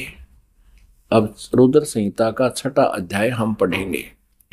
ब्रह्मा जी ने कहा, ब्रह्मन देव शिरोमणे, तुम सदा समस्त जगत के उपकार में लगे रहते हो। तुमने लोगों के हित के कामना से ये बहुत उत्तम बात पूछी है। जिसमें समस्त चराचर जगत नष्ट हो गया था, सर्वत्र केवल अंधकार ही अंधकार था। न सूर्य दिखाई देते थे, न चंद्रमा, अनन्य ग्रहों और नक्षत्रों का भी पता नहीं था। न दिन होता था न रात। अग्नि, पृथ्वी, वायु और जल की भी सत्ता नहीं थी। उसमें तत्सद ब्रह्म, इस श्रुति में जो सत सुना जाता है, एकमात्र वही शेष था। अब पृष्ठ 100 पे संक्षिप्त शिवपुराण रुद्र संहिता हम पढ़ रहे हैं। जिस परब्रह्म के विषय में ज्ञान और अज्ञान से पूर्ण उक्तियों द्वारा इस प्रकार विकल्प किए जाते हैं, उसने कुछ काल के बाद द्वितीय की इच्छा प्रकट की है। उसके भीतर एक से अनेक होने का संकल्प उदित हुआ। तब उस निराकार परमात्मा ने अपनी लीला शक्ति से अपने लिए मूर्ति की कल्पना की। जो मूर्ति रहित परम ब्रह्म है, उसकी मूर्ति भगवान सदाशिव हैं। अर्वाचीन और प्राचीन विद्वान उन्हीं को ईश्वर कहते हैं। उस समय एकाकी रहकर स्वेच्छानुसार विहार करने वाले उन सदाशिव ने अपने विग्रह से स्वयं ही एक स्वरूप भूता शक्ति की सृष्टि की, जो उनके अपने श्री अंग से कभी अलग होने वाली नहीं थी। उस पराशक्ति को प्रधान प्रकृति, अब ध्यान करना, ये कौन है? ये दुर्गा है, जो इस काल के शरीर से निकली। उस समय एकाकी रहकर स्वेच्छानुसार व्यवहार करने वाले सदाशिव ने, सदाशिव कौन है? ये काल है। अपने विग्रह माने शरीर से स्वयं ही एक स्वरूप भूता शक्ति की सृष्टि की, ये ब्रह्मा जी बता रहे हैं। अब परमेश्वर कबीर जी ने बताया कि काल ने दुर्गा को खा लिया था, उसके पेट से परमेश्वर कबीर जी ने इसको अलग किया था। यहाँ इनकी मिलती जुलती सी बात है, क्योंकि कबीर परमेश्वर जी ने ब्रह्मा जी को ये ज्ञान सुनाया था और ब्रह्मा जी ने कुछ अपना अनुभव, कुछ कबीर जी का ज्ञान मिला करके इसको सिरे चढ़ाया। उस समय एकाकी रहकर स्वेच्छानुसार विहार करने वाले उन सदाशिव ने अपने विग्रह माने शरीर से स्वयं ही एक स्वरूप भूता शक्ति की सृष्टि की, जो उनके अपने श्रीअंग से कभी अलग होने वाली नहीं थी। उस पराशक्ति को प्रधान प्रकृति, गुणवती माया, बुद्धि तत्व की जननी तथा विकार रहित बताया गया है। वह शक्ति अंबिका कही गई है। उसी को प्रकृति, ये ध्यान से याद रखना कि दुर्गा को प्रकृति भी कहते हैं। सर्वेश्वरी और त्रिदेव जननी, तीनों देवताओं की माता ब्रह्मा जी, विष्णु जी, शिव जी की जननी श्री दुर्गा जी को कहते हैं। वो त्रिदेव जननी, नित्य और मूल कारण भी कहते हैं। सदाशिव द्वारा प्रकट की गई उस शक्ति के 8 भुजाएं हैं। अंडरस्टूड हो गया कि इस दुर्गा के बारे में है। नाना प्रकार के आभूषण उसके श्री अंगों की शोभा बढ़ाते हैं। वह देवी नाना प्रकार की गतियों से संपन्न है और अनेक प्रकार के अस्त्र शस्त्र धारण करती है। क्लियर? एकाकिनी होकर भी वह समय संयोग वसात, वह माया संयोग वसात अनेक हो जाती है। इसी ने 3 रूप धारण किए थे, सावित्री, लक्ष्मी और उमा, जो ब्रह्मा, विष्णु और शिव से विवाह किया था। एकाकिनी होकर भी वह माया संयोग वसात अनेक हो जाती है। वे जो सदाशिव हैं, ये सरपुरुष के बारे में जानकारी है, ब्रह्मा विष्णु महेश के पिता के विषय में। ये उन्हें परम पुरुष, ईश्वर, शिव, शंभु और महेश्वर कहते हैं। अब देखना 101 पृष्ठ पर रुद्र संहिता का हम ये 6वां अध्याय पढ़ रहे हैं। वे अपने सारे अंगों पर भस्म रमाए रहते हैं। उन काल रूपी ब्रह्म ने, इसे काल कहो चाहे ब्रह्म कहो, सर्वपुरुष कहो, ज्योति निरंजन कहो, उन काल रूपी ब्रह्म ने एक ही समय शक्ति के साथ, नाथ नहीं है, शक्ति के साथ यानी दुर्गा के साथ शिवलोक नामक अक्षेत्र का निर्माण किया था। उस उत्तम अक्षेत्र को काशी कहते हैं। वह परम निर्वाण या मोक्ष का स्थान है जो सबके ऊपर विराजमान है। वे प्रिया और प्रियतम रूप शक्ति और शिव, प्रिया और प्रियतम यानी पत्नी और पति रूप में दुर्गा और ये काल रूपी ब्रह्म कहो चाहे इसको सदा शिव कहो, ब्रह्मा विष्णु महेश का पिता। दुर्गा और काल जो परमानंद स्वरूप है उस मनोरम क्षेत्र में नित्य निवास करते हैं। शिव और शिवाने, शिव यहाँ ये काल रूपी ब्रह्म है क्योंकि शिव का रूप धारण भी कर लेता है ये अपने पुत्र जैसा, क्योंकि अपने वास्तविक रूप में कभी किसी के समक्ष नहीं आता। ये शिव यानी इस काल रूपी ब्रह्म ने, ये काल रूपी ब्रह्म ने, शिव और शिवा ने, काल और दुर्गा ने प्रलय काल में भी उस अक्षेत्र को अपने सानिध्य से मुक्त नहीं किया है। देव से ब्रह्मा जी बता रहे हैं नारद को, एक समय उस आनंद वन में रमण करते हुए शिवा और शिव के मन में, काल और दुर्गा के मन में, दुर्गा और काल के मन में, सर्वपुरुष के मन में यह इच्छा हुई कि किसी दूसरे पुरुष की सृष्टि करनी चाहिए, यानी कोई बच्चा उत्पन्न करना चाहिए, लड़का, जिस पर यह सृष्टि संचालन का महान भार रखकर हम दोनों केवल काशी में रहकर इच्छा अनुसार विचरें और निर्वाण धारण करें। ऐसा निश्चय करके शक्ति सहित सर्वव्यापी परमेश्वर शिव ने, इस काल रूपी ब्रह्म ने दुर्गा के साथ रमण किया। अपने वाम भाग के 10वें अंग पर अमृत मल दिया, पति पत्नी व्यवहार किया। फिर तो वहां से एक पुरुष प्रकट हुआ, एक पुत्र की उत्पत्ति हुई। देखना 102 पृष्ठ पे संक्षिप्त शिव पुराण हम पढ़ रहे हैं। अब यहां और पुत्र जो उत्पन्न हुआ इस काल रूपी ब्रह्म ने यानी शिव ने कहा, वत्स व्यापक होने के कारण तुम्हारा विष्णु नाम विख्यात हुआ। अब दुर्गा और काल से जो पुत्र उत्पन्न हुआ उसका नाम विष्णु रखा। ये आपने 6वां अध्याय पढ़ लिया रुद्र संहिता का। पुण्यात्माओं, ये अपने वही सदग्रंथ हैं जिनके आधार मानकर हम ये ज्ञान ग्रहण करते थे। ये आचार्य ब्राह्मण गुरु हमें ये बताया करते थे कि शिव पुराण में ऐसा लिखा है, हम इसलिए आपको बता रहे हैं। विष्णु पुराण में ऐसा लिखा है, देवी पुराण में ऐसा लिखा है। तो हम सोचा करते थे ये जो बता रहे हैं दंत कथा शायद ऐसा ही लिखा होगा क्योंकि ये संस्कृत जानते हैं। आज ये सदग्रंथ उनके लोक वेद के विपरीत ज्ञान बता रहे हैं। अब इसमें स्पष्ट हो गया, काल रूपी ब्रह्म सर्वपुरुष कहो, ज्योति निरंजन कहो, इसे काल कहो या इसे सदाशिव कहो, ये ब्रह्मा विष्णु महेश का पिता है। और दुर्गा कहो, प्रकृति कहो, और ये इनकी माता है। इन दोनों के संयोग से श्री विष्णु जी की उत्पत्ति हुई। ये अपनी शिव पुराण स्पष्ट कर रहे हैं। और रुद्र संहिता का 6वां अध्याय।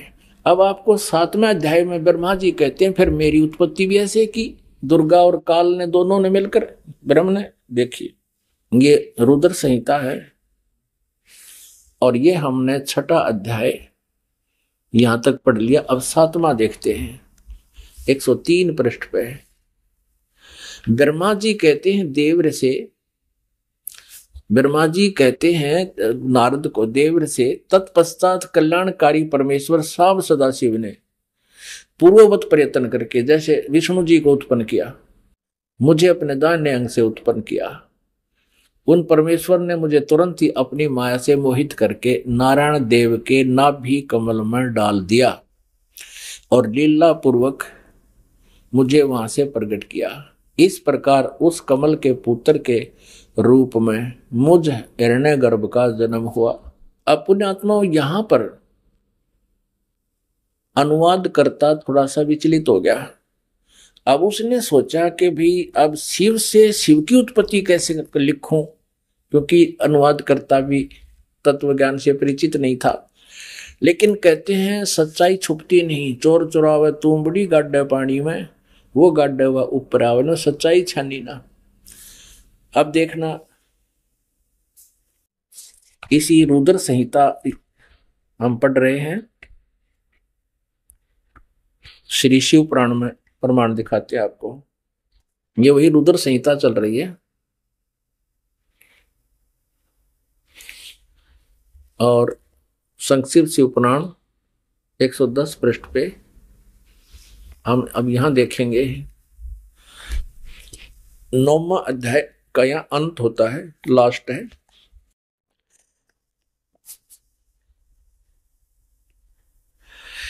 इस प्रकार ब्रह्मा विष्णु और रुद्र इन 3 देवताओं में गुण हैं। इस प्रकार ब्रह्मा विष्णु रुद्र इन 3 देवताओं में गुण हैं, परंतु शिव गुणातीत माने गए हैं। अब देखो 3 ये है, ब्रह्मा विष्णु और रुद्र, और ये काल रूपी ब्रह्म इनसे अलग है। 4 हो गए।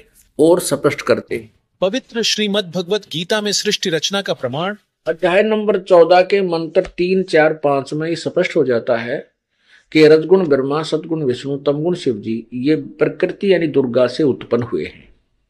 और यही पुराण बता रहे हैं, यही गीता जी प्रत्यक्ष कर रही है, स्पष्ट कर रही है। अध्याय नंबर 14 का ये देखिए, अध्याय नंबर 14 और ये देखिएगा मंत्र नंबर 3, 3, 4, 5 आपको सुनाते हैं। हे अर्जुन, मेरी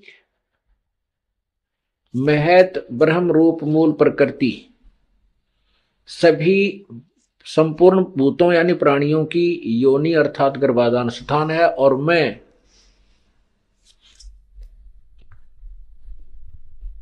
उस योनि में चेतन समुदाय रूप गर्भ को स्थापन करता हूं, तथा उससे वैसे उस जड़ चेतन संयोग से सब भूतों की यानी प्राणियों की उत्पत्ति होती है। 4 में कहा है, हे अर्जुन, नाना प्रकार की सब प्राणी योनियों में जितनी मूर्तियां और शरीरधारी प्राणी उत्पन्न होते हैं, प्रकृति, ये प्रकृति शब्द देखना, सबकी गर्भ धारण करने वाली माता है, मैं बीज स्थापन करने वाला पिता हूं। अब 5 में स्पष्ट हो जाता है, हे अर्जुन, सतगुण रजगुण और ब्रह्मा ये प्रकृति से उत्पन्न तीनों गुण अविनाशी जीवात्मा को शरीर में बांधते हैं, फंसा कर। अब जानिए इस्लाम धर्म की पवित्र पुस्तक कुरान शरीफ में सृष्टि रचना का प्रमाण। यहाँ कबीरन कहो, कबीर कहो, खबीर कहो, खबीरा कहो, ये इसी परमात्मा का एक भाषा में भिन्नता अंतर है। अब यही नो की नो कुरान शरीफ है ना, कुरान मजीद नाम है इसी का, सिर्फ लिखने में अंतर किया है राइटर ने। अनुवाद करते समय वो कबीरन लिखो चाहे कबीरा लिखो, एक ही बात। देखिए ये कुरान मजीद है, वही की वही नो की नो, इसमें कोई अक्षर का भी अंतर नहीं है, लेकिन ये मजीद लिख दिया। अरबी मऊ अरबी मतन यानी प्रकाशक है, ऑफिस बुक डिपो 422 मटिया महल जामा मस्जिद दिल्ली 6 से। ये कुरान मजीद मुर्तजमा है मौलाना फतेह मोहम्मद खान साहिब जालंधरी, तसही मौलाना अब्दुल मजीद सरवर साहिब, प्रकाशक हैं Farid book depot private limited नई दिल्ली। इतने। अब इसमें सूरत फुरकानी पर आते हैं, अक्षर का भी अंतर नहीं है इसके अंदर, उतना ही है। सूरत फुरकानी 25 और पृष्ठ नंबर है इसकी, इस पर 570 है, उसमें 604 है कुरान शरीफ में। अब यहाँ आते हैं नीचे, एज इट इज, इसमें अंतर माड़ा सा भी 51 है, ये 52 शुरू होती है। फला तुतियल काफिरन ने व जिहादुम बिही जिहादन जिहादन कबीरा, कबीरा कहो, कबीरन कहो, कबीर कहो, खबीरा कहो। ये सिर्फ इसमें कबीरा लिखा, उसमें कबीरन लिखा है। अब इसको कबीर कहो, एक ही बात है, इससे तो इतना लेना। अब हम फिर कुरान शरीफ को ही लेते हैं। अब हमने ये जो पढ़ा है ये कुरान मजीद देखा था, अब कुरान शरीफ को फिर लेते हैं, इसका अनुवाद इससे देखेंगे। अब देखो कुरान शरीफ फिर लेते हैं, वो मजीद थी, ये कुरान शरीफ है, और इसके अनुवादक प्रकाशक पहले हमने दिखा दिए हैं। ये सारा लखनऊ किताब घर से ये प्रकाशित है, मौसम बाग सीतापुर रोड लखनऊ से। अब हम इसके आते हैं 604 पृष्ठ पे, 604 पृष्ठ पे, और वही है इस कुरान शरीफ सूरत फुरकानी 25। नीचे आते हैं, ये 52 आयत है। फला तुतियल काफिरन जाहिदुम बीही जिहादन कबीरन, ये कबीर कहो, कबीरा कहो, कबीरन कहो, कंसेप्ट क्लियर हुआ। अब ये क्या कहता है यहाँ पर कि ए पैगंबर, कुरान शरीफ का ज्ञान देने वाला अपने पैगंबर को बोल रहा है तुम काफिरों का कहा न मानना। वो काफिर नहीं मानते भगवान को, वो तो अन्य देवताओं की पूजा करते हैं। और इस कुरान शरीफ की दलीलों से, कुरान की दलीलों से मैं जो तुझे हिदायत दे रहा हूँ, इसके आधार से उनका सामना करना उस कबीर के लिए, जिहादन कबीरन, उस कबीर के लिए, कबीर अल्लाह के लिए संघर्ष करना, लड़ना नहीं। जिहाद का अर्थ लड़ना नहीं होता, संघर्ष करना, उनकी बातों में ना आना, सीधी सी बात। अब देखो, अब हमने 52 का अर्थ पढ़ लिया। अब 607 पर सूरत फुरकानी 25, और ये कबीर नामक अल्लाह वही है जिसने 2 दरियाओं को मिला चलाया, एक का मीठा प्यास बुझाने वाला और एक का खारी कड़वा, और दोनों में एक आड़ और मजबूत रोक बना दी। और वही है जिसने पानी की बूंद से आदमी को पैदा किया, फिर उसको साहिबे नसीब नसब यानी किसी का बेटा या बेटी, और ससुराल वाला यानी किसी का दामाद बहू बनाया। और तुम्हारा परवरदिगार हर चीज के करने में शक्तिमान है। और काफिर अल्लाह के सिवा ऐसों को पूजते हैं, देवताओं को, जो न उनको नफा पहुंचा सकते हैं और न उनको कोई नुकसान पहुंचा सकते हैं। और काफिर तो अपने परवरदिगार से यानी कबीर से, कबीर अल्लाह से मुंह मोड़े बैठे, पीठ दिए हुए हैं, मुंह मोड़े हैं। अब 56 या 55 समाप्ति। और 56 में कहा कि ए पैगंबर, हमने तुमको खुशखबरी सुनाने और सिर्फ अजाब से डराने के लिए भेजा। 57 में कहा है कि इन लोगों से कहो कि मैं तुमसे इस अल्लाह के हुक्म का पर कुछ मजदूरी नहीं मांगता, हाँ जो चाहे अपने परवरदिगार तक पहुंचने की राह इख्तियार कर ले। अब 58 में कमाल कर दिया, ए पैगंबर उस जिंदा पर भरोसा रखो, चैतन्य नहीं। कबीर परमात्मा जैसे अच्छी आत्माओं को मिलते हैं, वेदों में आपने पढ़ा, ऐसे आदरणीय धर्मदास जी को, आदरणीय गरीबदास साहिब जी को, आदरणीय नानक साहिब जी को, ऐसे ही आदरणीय मोहम्मद साहिब जी को मिले थे इस जिंदा महात्मा के रूप में। लेकिन इन्होंने इनकी बात को स्वीकार नहीं किया था। और वो कुरान शरीफ ज्ञानदाता कहता उस जिंदा पर भरोसा कर रखो जो कभी मरने वाला नहीं है, वो अविनाशी है, वह जिंदा महात्मा रूप में तुझे मिला था। और तारीफ के साथ उसकी पाकी बयान करते रहो, यानी गीता ज्ञानदाता किसी और अल्लाह की पाकी बयान करने को कह रहा है। और अपने बंदों के गुनाहों से वो काफी खबरदार है। ये कबीर है यहाँ पर, ये 58 नंबर आयत है, यहाँ देखो 58, ये 58 है, यहाँ पढ़ेंगे। ये खबीरा लिखा है, इबादही खबीरा। अब इबादही माने पूजा के योग्य वो कबीर है। इबादत माने पूजा, इबादही यानी पूजा के योग्य वो कबीर है। कबीर 58, यहाँ फिर हम आएंगे इसके। ये 58 हम पढ़ रहे हैं कि वो अपने भक्तों के, वो जिंदा रूप में तुझे मिला था, उस पर भरोसा रख, वो अविनाशी परमात्मा है। और तारीफ के साथ उसकी पाकी बयान करते रहो। अपने बंदों के गुनाहों से वह कबीर खूब खबरदार है, यानी पाप नाश कर देता है। वो कबीर खबरदार है, कबीर लिखना था, कबीर अल्लाह अकबर, जानता है सब कुछ। अब 59 में तो कमाल कर दिया, और जिसने आसमानों और जमीन और जो कुछ भी उनके बीच में है सबको 6 दिन में पैदा किया और फिर तख्त पर जा बिराजा, वो अल्लाह बड़ा। अब इन्होंने यहाँ भी कबीर का अर्थ बड़ा कर दिया, वो अल्लाह कबीर है, ये लिखना था, वो अल्लाह कबीर है। ये 59 में, यहाँ देखो, ये फिर 59 आ गई। इसमें फिर खबीरन लिखा है, अरहमानु फसल भी ही खबीरन, कबीरन कहो, कबीर कहो, खबीर कहो। तो इन्होंने इसका अर्थ भी बढ़ा कर दिया। अब फिर पढ़ेंगे इस 58 नंबर को, जिसने आसमानों और जमीन और जो कुछ उनके बीच में है सबको 6 दिन में पैदा किया। जो पवित्र बाइबल जो ज्ञान देता है 60% ज्ञान वही कुरान शरीफ में है। 6 दिन में पैदा किया, फिर तख्त पर जा विराजा। वह अल्लाह बड़ा, वो अल्लाह कबीर, वो अल्लाह अकबर, वो अल्लाह कबीर है, वो भगवान कबीर है, बड़ा दयालु है, रहमान है।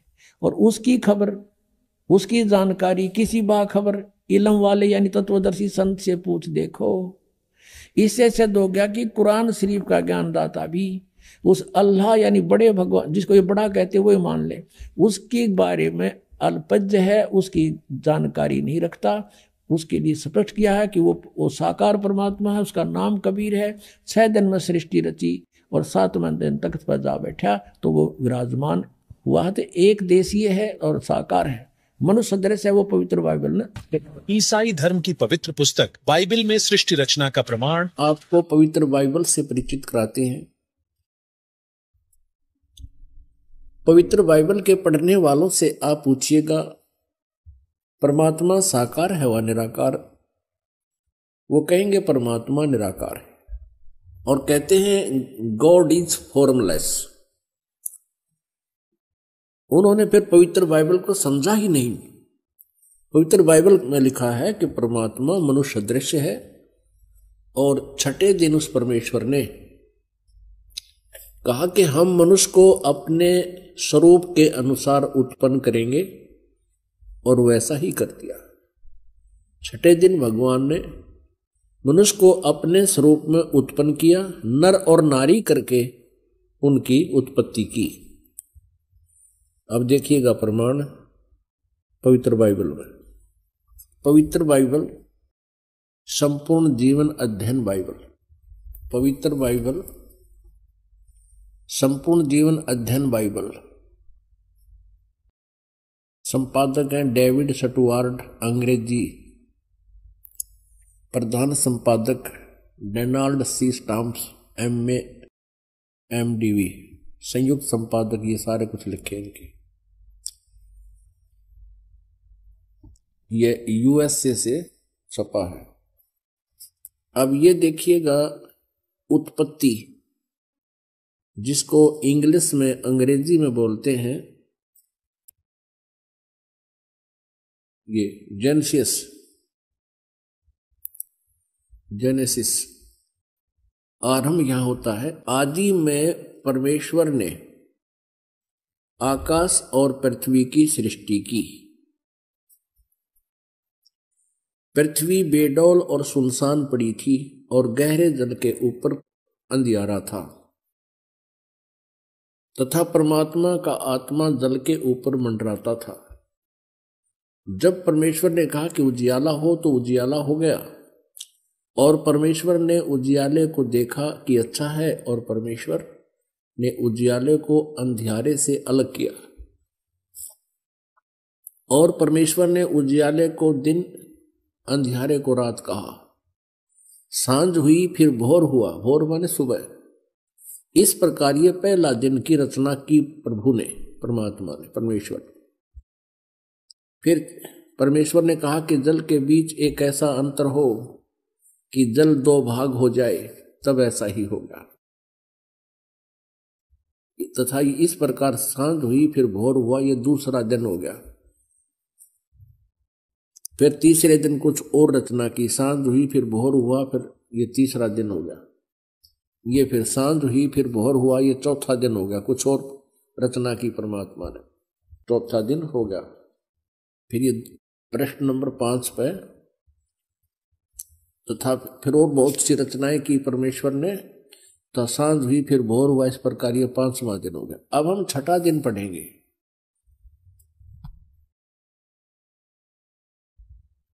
फिर परमेश्वर ने कहा कि हम मनुष्य को अपने स्वरूप के अनुसार अपनी समानता में बनाएं, और वे समुद्र की मछलियों और आकाश के पक्षियों और घरेलू पशुओं और सारी पृथ्वी पर और सब रेंगने वाले जंतुओं पर जो पृथ्वी पर रेंगते हैं अधिकार रखे, यानी उनसे बुद्धिमान हो। तब परमेश्वर ने मनुष्य को अपने स्वरूप के अनुसार उत्पन्न किया। अपने ही स्वरूप के अनुसार परमेश्वर ने उसको उत्पन्न किया, नर और नारी करके उसने मनुष्यों की सृष्टि की। पुण्यात्माओं फिर पढ़ लो। तब परमेश्वर ने मनुष्य को अपने स्वरूप के अनुसार उत्पन्न किया। अपने ही स्वरूप के अनुसार परमेश्वर ने उसको उत्पन्न किया, नर और नारी करके मनुष्यों की सृष्टि की। अब पवित्र बाइबल में उत्पत्ति ग्रंथ अध्याय नंबर 1 का श्लोक नंबर 26 है ये। इसमें स्पष्ट कर दिया है कि परमात्मा मनुष्य जैसा है, उसने मनुष्य को अपने जैसा बनाया है, नर और नारी करके उसकी उत्पत्ति की। आगे परमेश्वर ने एक और कमाल किया है कि मनुष्यों के लिए मांस खाने का आदेश उस परम पिता का नहीं है जिसने सब ब्रह्मांडों की रचना की, जो कुल का मालिक है। आगे देखिएगा इसी उत्पत्ति ग्रंथ में ये 26 नंबर हमने पढ़ लिया। 27 नंबर में कि मनुष्य 27, 26 और 27 में यही व्यवस्था बताई है कि 27 श्लोक में लिखा है कि तब परमेश्वर ने मनुष्य को अपने स्वरूप के अनुसार उत्पन्न किया। अपने स्वरूप के अनुसार परमेश्वर ने उसको उत्पन्न किया और नर और नारी करके मनुष्यों की सृष्टि की। अब 29 श्लोक में देखो, फिर परमेश्वर ने उनसे कहा, मनुष्यों को सुनो, जितने बीज वाले छोटे छोटे पेड़ सारी पृथ्वी के ऊपर हैं और जितने वृक्षों में बीज वाले फल होते हैं, वे सब मैंने तुमको दिए हैं, वे तुम्हारे भोजन के लिए। अब पूर्ण परमात्मा का कोई आदेश नहीं है मांस आहार करने का किसी भी मनुष्य को। और ये कितना बुरी तरह खाते हैं ये ईसाई लोग। तब सांझ हुई, फिर भोर हुआ, इस प्रकार 6वां दिन हो गया। ये और बहुत सी रचनाएं की इसके बाद। अब 7वां दिन देखो,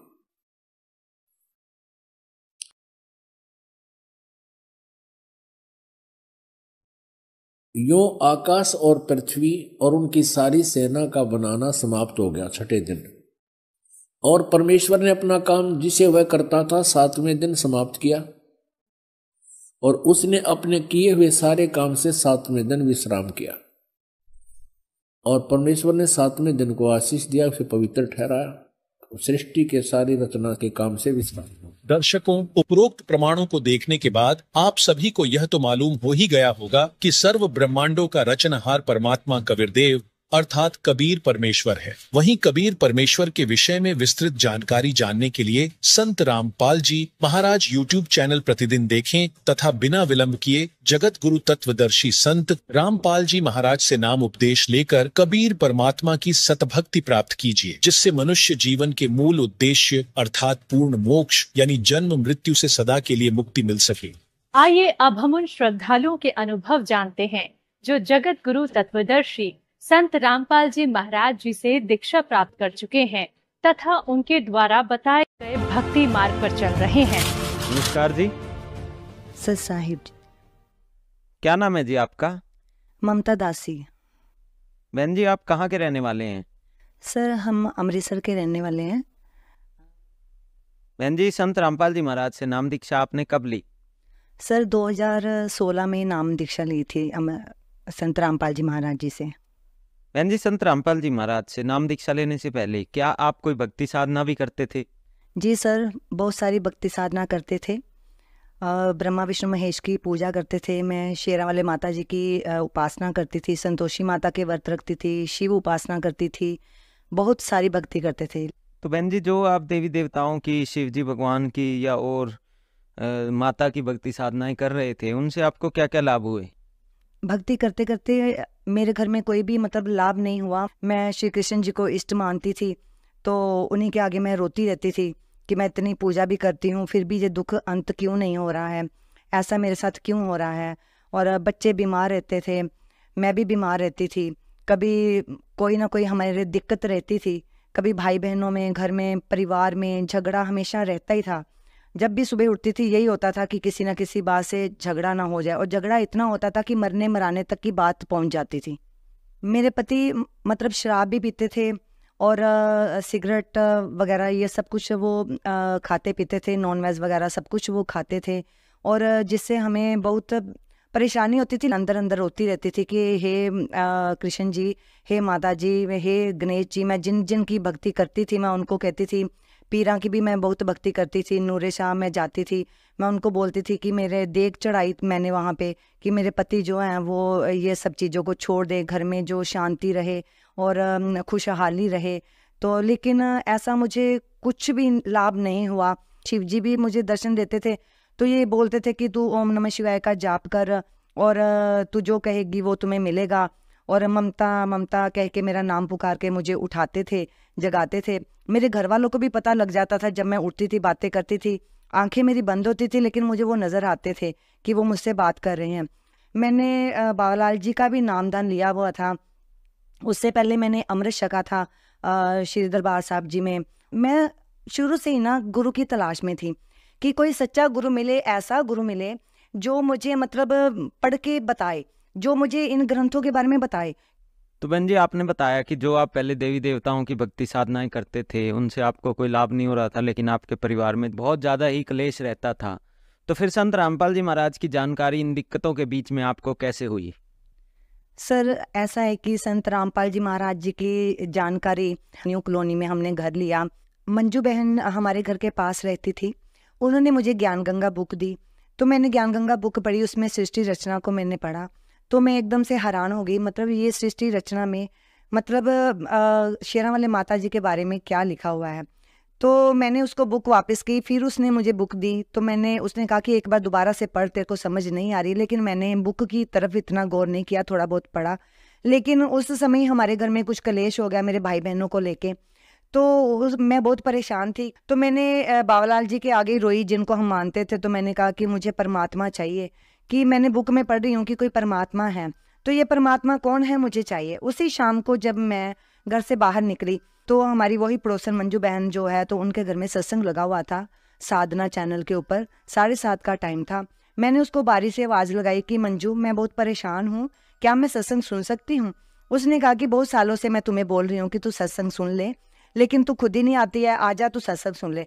मैंने भगत जी उनके घर में सत्संग सुना तो एक ऐसा चमत्कार था कि जो संत रामपाल जी महाराज सत्संग में बता रहे थे, मुझे ऐसा फील हो रहा था कि सारी बातें वो मुझे ही बता रहे हैं, मेरे बारे में ही सब कुछ कह रहे हैं।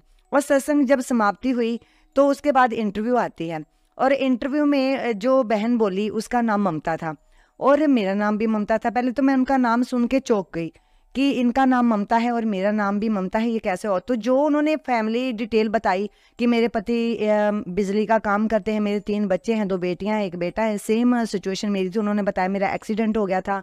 तो ऐसे मैं बहुत रोई, बहुत ज़्यादा रोई। और बाद में मैंने उनके घर से उठ के आई तो फिर घर में जोत जलाई, बाबालाल जी की जोत जलाते थे हम। तो रात को जब सो गई तो संत रामपाल जी महाराज परमात्मा 2:30 बजे के करीब उन्होंने मुझे सोपन में दर्शन दिए।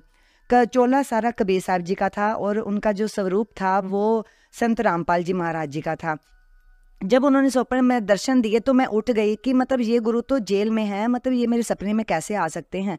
तो फिर दोबारा फिर सोई, मैंने जो स्वरूप हमारे घर में पड़ा था बाबालाल जी का, उसको मैंने अपने साथ रख लिया कि मुझे अब की बार ये गुरु सपने में ना आए, ये तो जेल में है। लेकिन जब मैं दोबारा सोई तो दोबारा फिर संत रामपाल जी महाराज कबीर साहब जी के रूप में उन्होंने मुझे साक्षात दर्शन दिए और उन्होंने मुझे कहा कि जो यहाँ पे नामदान सेंटर है वो सारा सेंटर उन्होंने मुझे दिखाया और सारी लोकेशन उनकी बताई कि ऐसे गलियों गलियों में जाके जैसा उनका घर बना था, जैसा सेंटर था, वैसा सब मुझे दिखाया। और सुबह होते ही मन में ऐसा हुआ कि जैसे इतना शरीर हल्का हो गया और मैंने पता नहीं मन में क्या आया, तो मैंने जितने देवी देवता की सब फोटोज थी, सब कुछ था, सब एक गठरी में बांध के मैंने उसको एक साइड पे रख दिया और मैंने मंजू बहन के पास गई और उसको बोला कि ऐसे ऐसे तुम्हारे जो सेंटर है नामदान सेंटर वो ऐसा बना है। तो उसने मुझे आगे से कहा कि तू अकेली चली गई। मैंने कहा अकेली नहीं गई, ये तुम्हारे गुरुजी आए थे, संत रामपाल जी महाराज मेरे स्वप्न में आए थे, उन्होंने नामदान सेंटर तुम्हारा दिखाया है। तो फिर वो मुझे नामदान सेंटर पे लेके गई, तो फिर वहाँ जाकर नाम उपदेश पर लिया संत रामपाल जी महाराज जी से। तो बहन जी, जब संत रामपाल जी महाराज से आपने नाम दीक्षा ली, तो क्या नाम दीक्षा लेने के बाद आपको कोई लाभ भी प्राप्त हुए? सर, संत रामपाल जी महाराज से नाम उपदेश लेने के बाद तो अनगिनत लाभ हैं सर, मैं आपको गिना नहीं सकती, लेकिन कुछ मेन लाभ हैं जो मतलब मैं आपको शॉर्टकट में थोड़े बता देती हूँ। कि ऐसा है कि सबसे पहले जो मुझे लाभ हुआ कि मेरे जो पति हैं उनको कैंसर की प्रॉब्लम हो गई थी और उनको सेकंड स्टेज का गले में कैंसर था। तो मैंने उनको बोला कि आप भी संत रामपाल जी महाराज की शरण में चलो, तो परमात्मा संत रामपाल जी महाराज आपकी ये कैंसर की बीमारी दूर कर देंगे। लेकिन उनको विश्वास नहीं था, क्योंकि वो मानते नहीं थे, वो श्री कृष्ण जी को मानते थे। तो इसलिए उन्होंने मतलब बोला कि मैंने नहीं जाना है। तो मैंने अपनी ओर से ही परमात्मा को, संत रामपाल जी महाराज जी को मैंने दंडवत प्रणाम करके कहा कि इनको इतनी गंभीर बीमारी है, क्योंकि मैं भी डर गई थी बहुत ज़्यादा कि पता नहीं क्या होगा। तो प्रार्थना करी, तो संत रामपाल जी ने महाराज जी ने मेरे पति की वो कैंसर की बीमारी ठीक कर दी। और डॉक्टर भी हैरान थे, डॉक्टरों ने हमारे एक्सरे लिए, हमारी रिपोर्ट्स ली। अभी भी Majitha road Guru Nanak hospital medical college में उनकी रिपोर्ट्स, पूरी फाइल वहाँ पे पड़ी है, आप चाहें तो देख सकते हैं। और दूसरा लाभ मुझे ये हुआ कि मेरे घर में कोई भी नहीं जुड़ा था, मैं अकेली अपने घर में जुड़ी थी।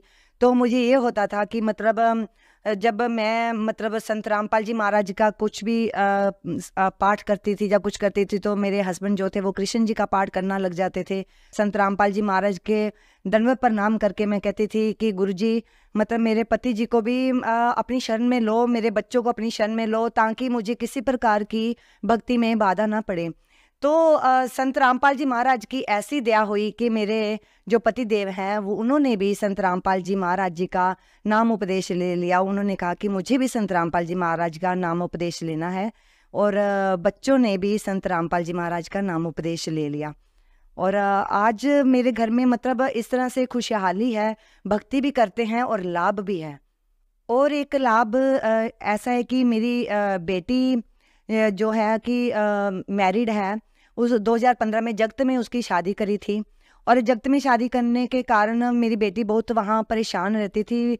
तो मेरी बेटी ने भी नाम उपदेश ले लिया था, क्योंकि वो दूसरी उपासना करते करते बहुत परेशान और दुखी हो गई थी। संत रामपाल जी महाराज से नाम उपदेश लेके अपने ससुराल में गई, तो उसके ससुराल वालों ने उसे पहले भी तंग करते थे और फिर उसको बहुत ज़्यादा पीड़ित करना शुरू कर दिया।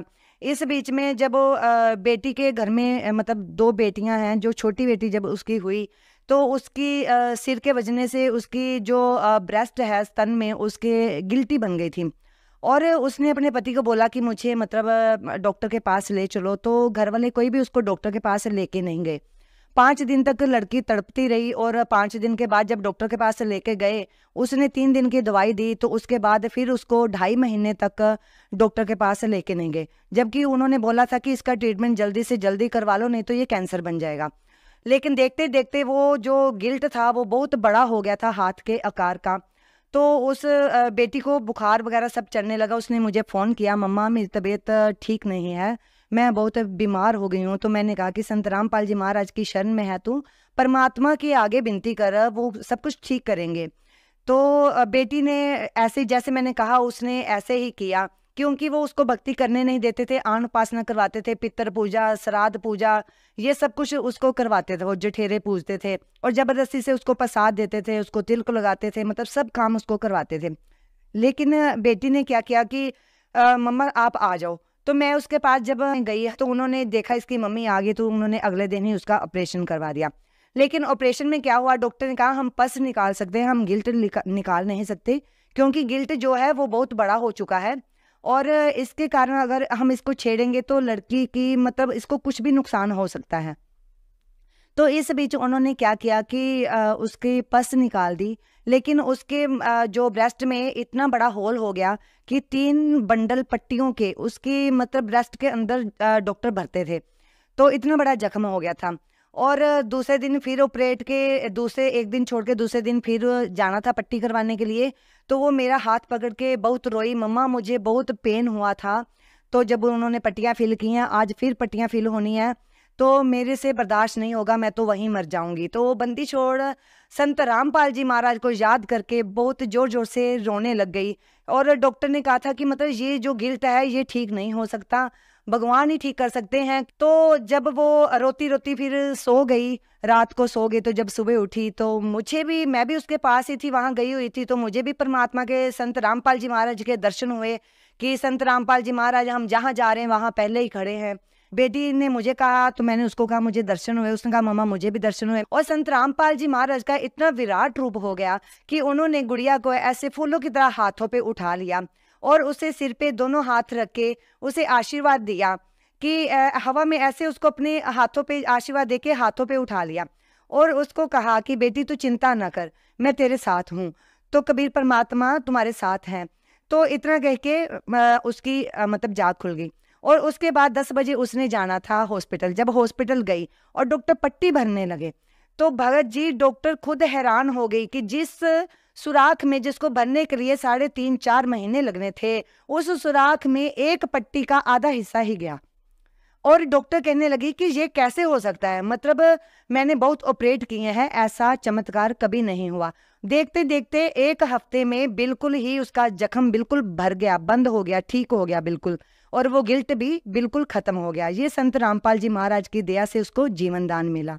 लाभ तो बहुत है। मेरा बेटा जो उसने 2017 में नामोपदेश लिया था, तो बेटा मेरा भी आन उपासना करने लग गया था। नाम उपदेश लेके उसने मतलब नाम छोड़ दिया था और आन उपासना करने लग गया।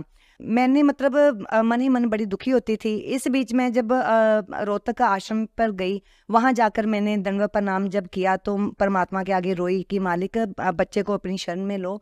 तो जब मैं वहां से आई तो आते ही मतलब ऐसा चमत्कार हुआ कि 2022 में मेरे बेटे ने मतलब खुद ही वो संत रामपाल जी महाराज का सत्संग सुन रहा था। वो मुझे कहता कि मम्मा मुझे संत रामपाल जी महाराज की शरण में जाना है, मुझे पूर्ण उपदेश करवा दीजिए। तो सबसे बड़ी ये भी मेरे को टेंशन थी, भक्ति नहीं कर पाती थी, भक्ति में ये टेंशन भी मेरे लिए बाधा थी। परमात्मा ने, संत रामपाल जी महाराज ने मेरी ये बाधा भी दूर करी। और एक और लाभ ये हुआ कि मेरी छोटी बेटी जो है, मुझे उसको लेके भी बड़ी टेंशन थी कि शादी करेंगे, क्योंकि बड़ी बेटी की शादी में भी बहुत पैसा लग गया था। तो उसको लेके मुझे बहुत टेंशन थी कि इसकी शादी करेंगे, इतना पैसा कहाँ से इकट्ठा करेंगे, कहाँ से आएगा, ये हम कैसे करेंगे, ये सोचती थी मैं। तो उन्होंने बोला कि रमैनी जो है उसमें कोई खर्चा नहीं लगेगा, जो भी मतलब खर्चा होता है, जो भी सब कुछ वो संत रामपाल जी महाराज जी की ओर से ही होता है। मेरा मतलब कोई भी खर्चा नहीं हुआ और 1 रुपए का भी नहीं खर्चा लगा। और भक्त परिवार में उसकी शादी हुई है। और जो भक्त परिवार है, हरप्रीत सिंह है भी जो फतेहगढ़ से हैं, मतलब बहुत ही अच्छी फैमिली है और मुझे उसकी बिल्कुल भी टेंशन नहीं है। ये भी मेरे लिए बहुत बड़ा लाभ है। तो बहन जी, आपने बताया कि संत रामपाल जी से नाम दीक्षा लेने के बाद आपके परिवार में खुशियां ही खुशियां हो गई। तो जो श्रद्धालु आज आपको सुन रहे हैं, आप उन्हें क्या संदेश देना चाहेंगे? मैं सिर्फ इतना कहना चाहती हूँ कि संत रामपाल जी महाराज धरती पे अवतार हुए हैं, इनकी शरण में आके अपने जो है जीवन का उद्धार कीजिए और सत भक्ति करके सत मार्ग प्राप्त कीजिए।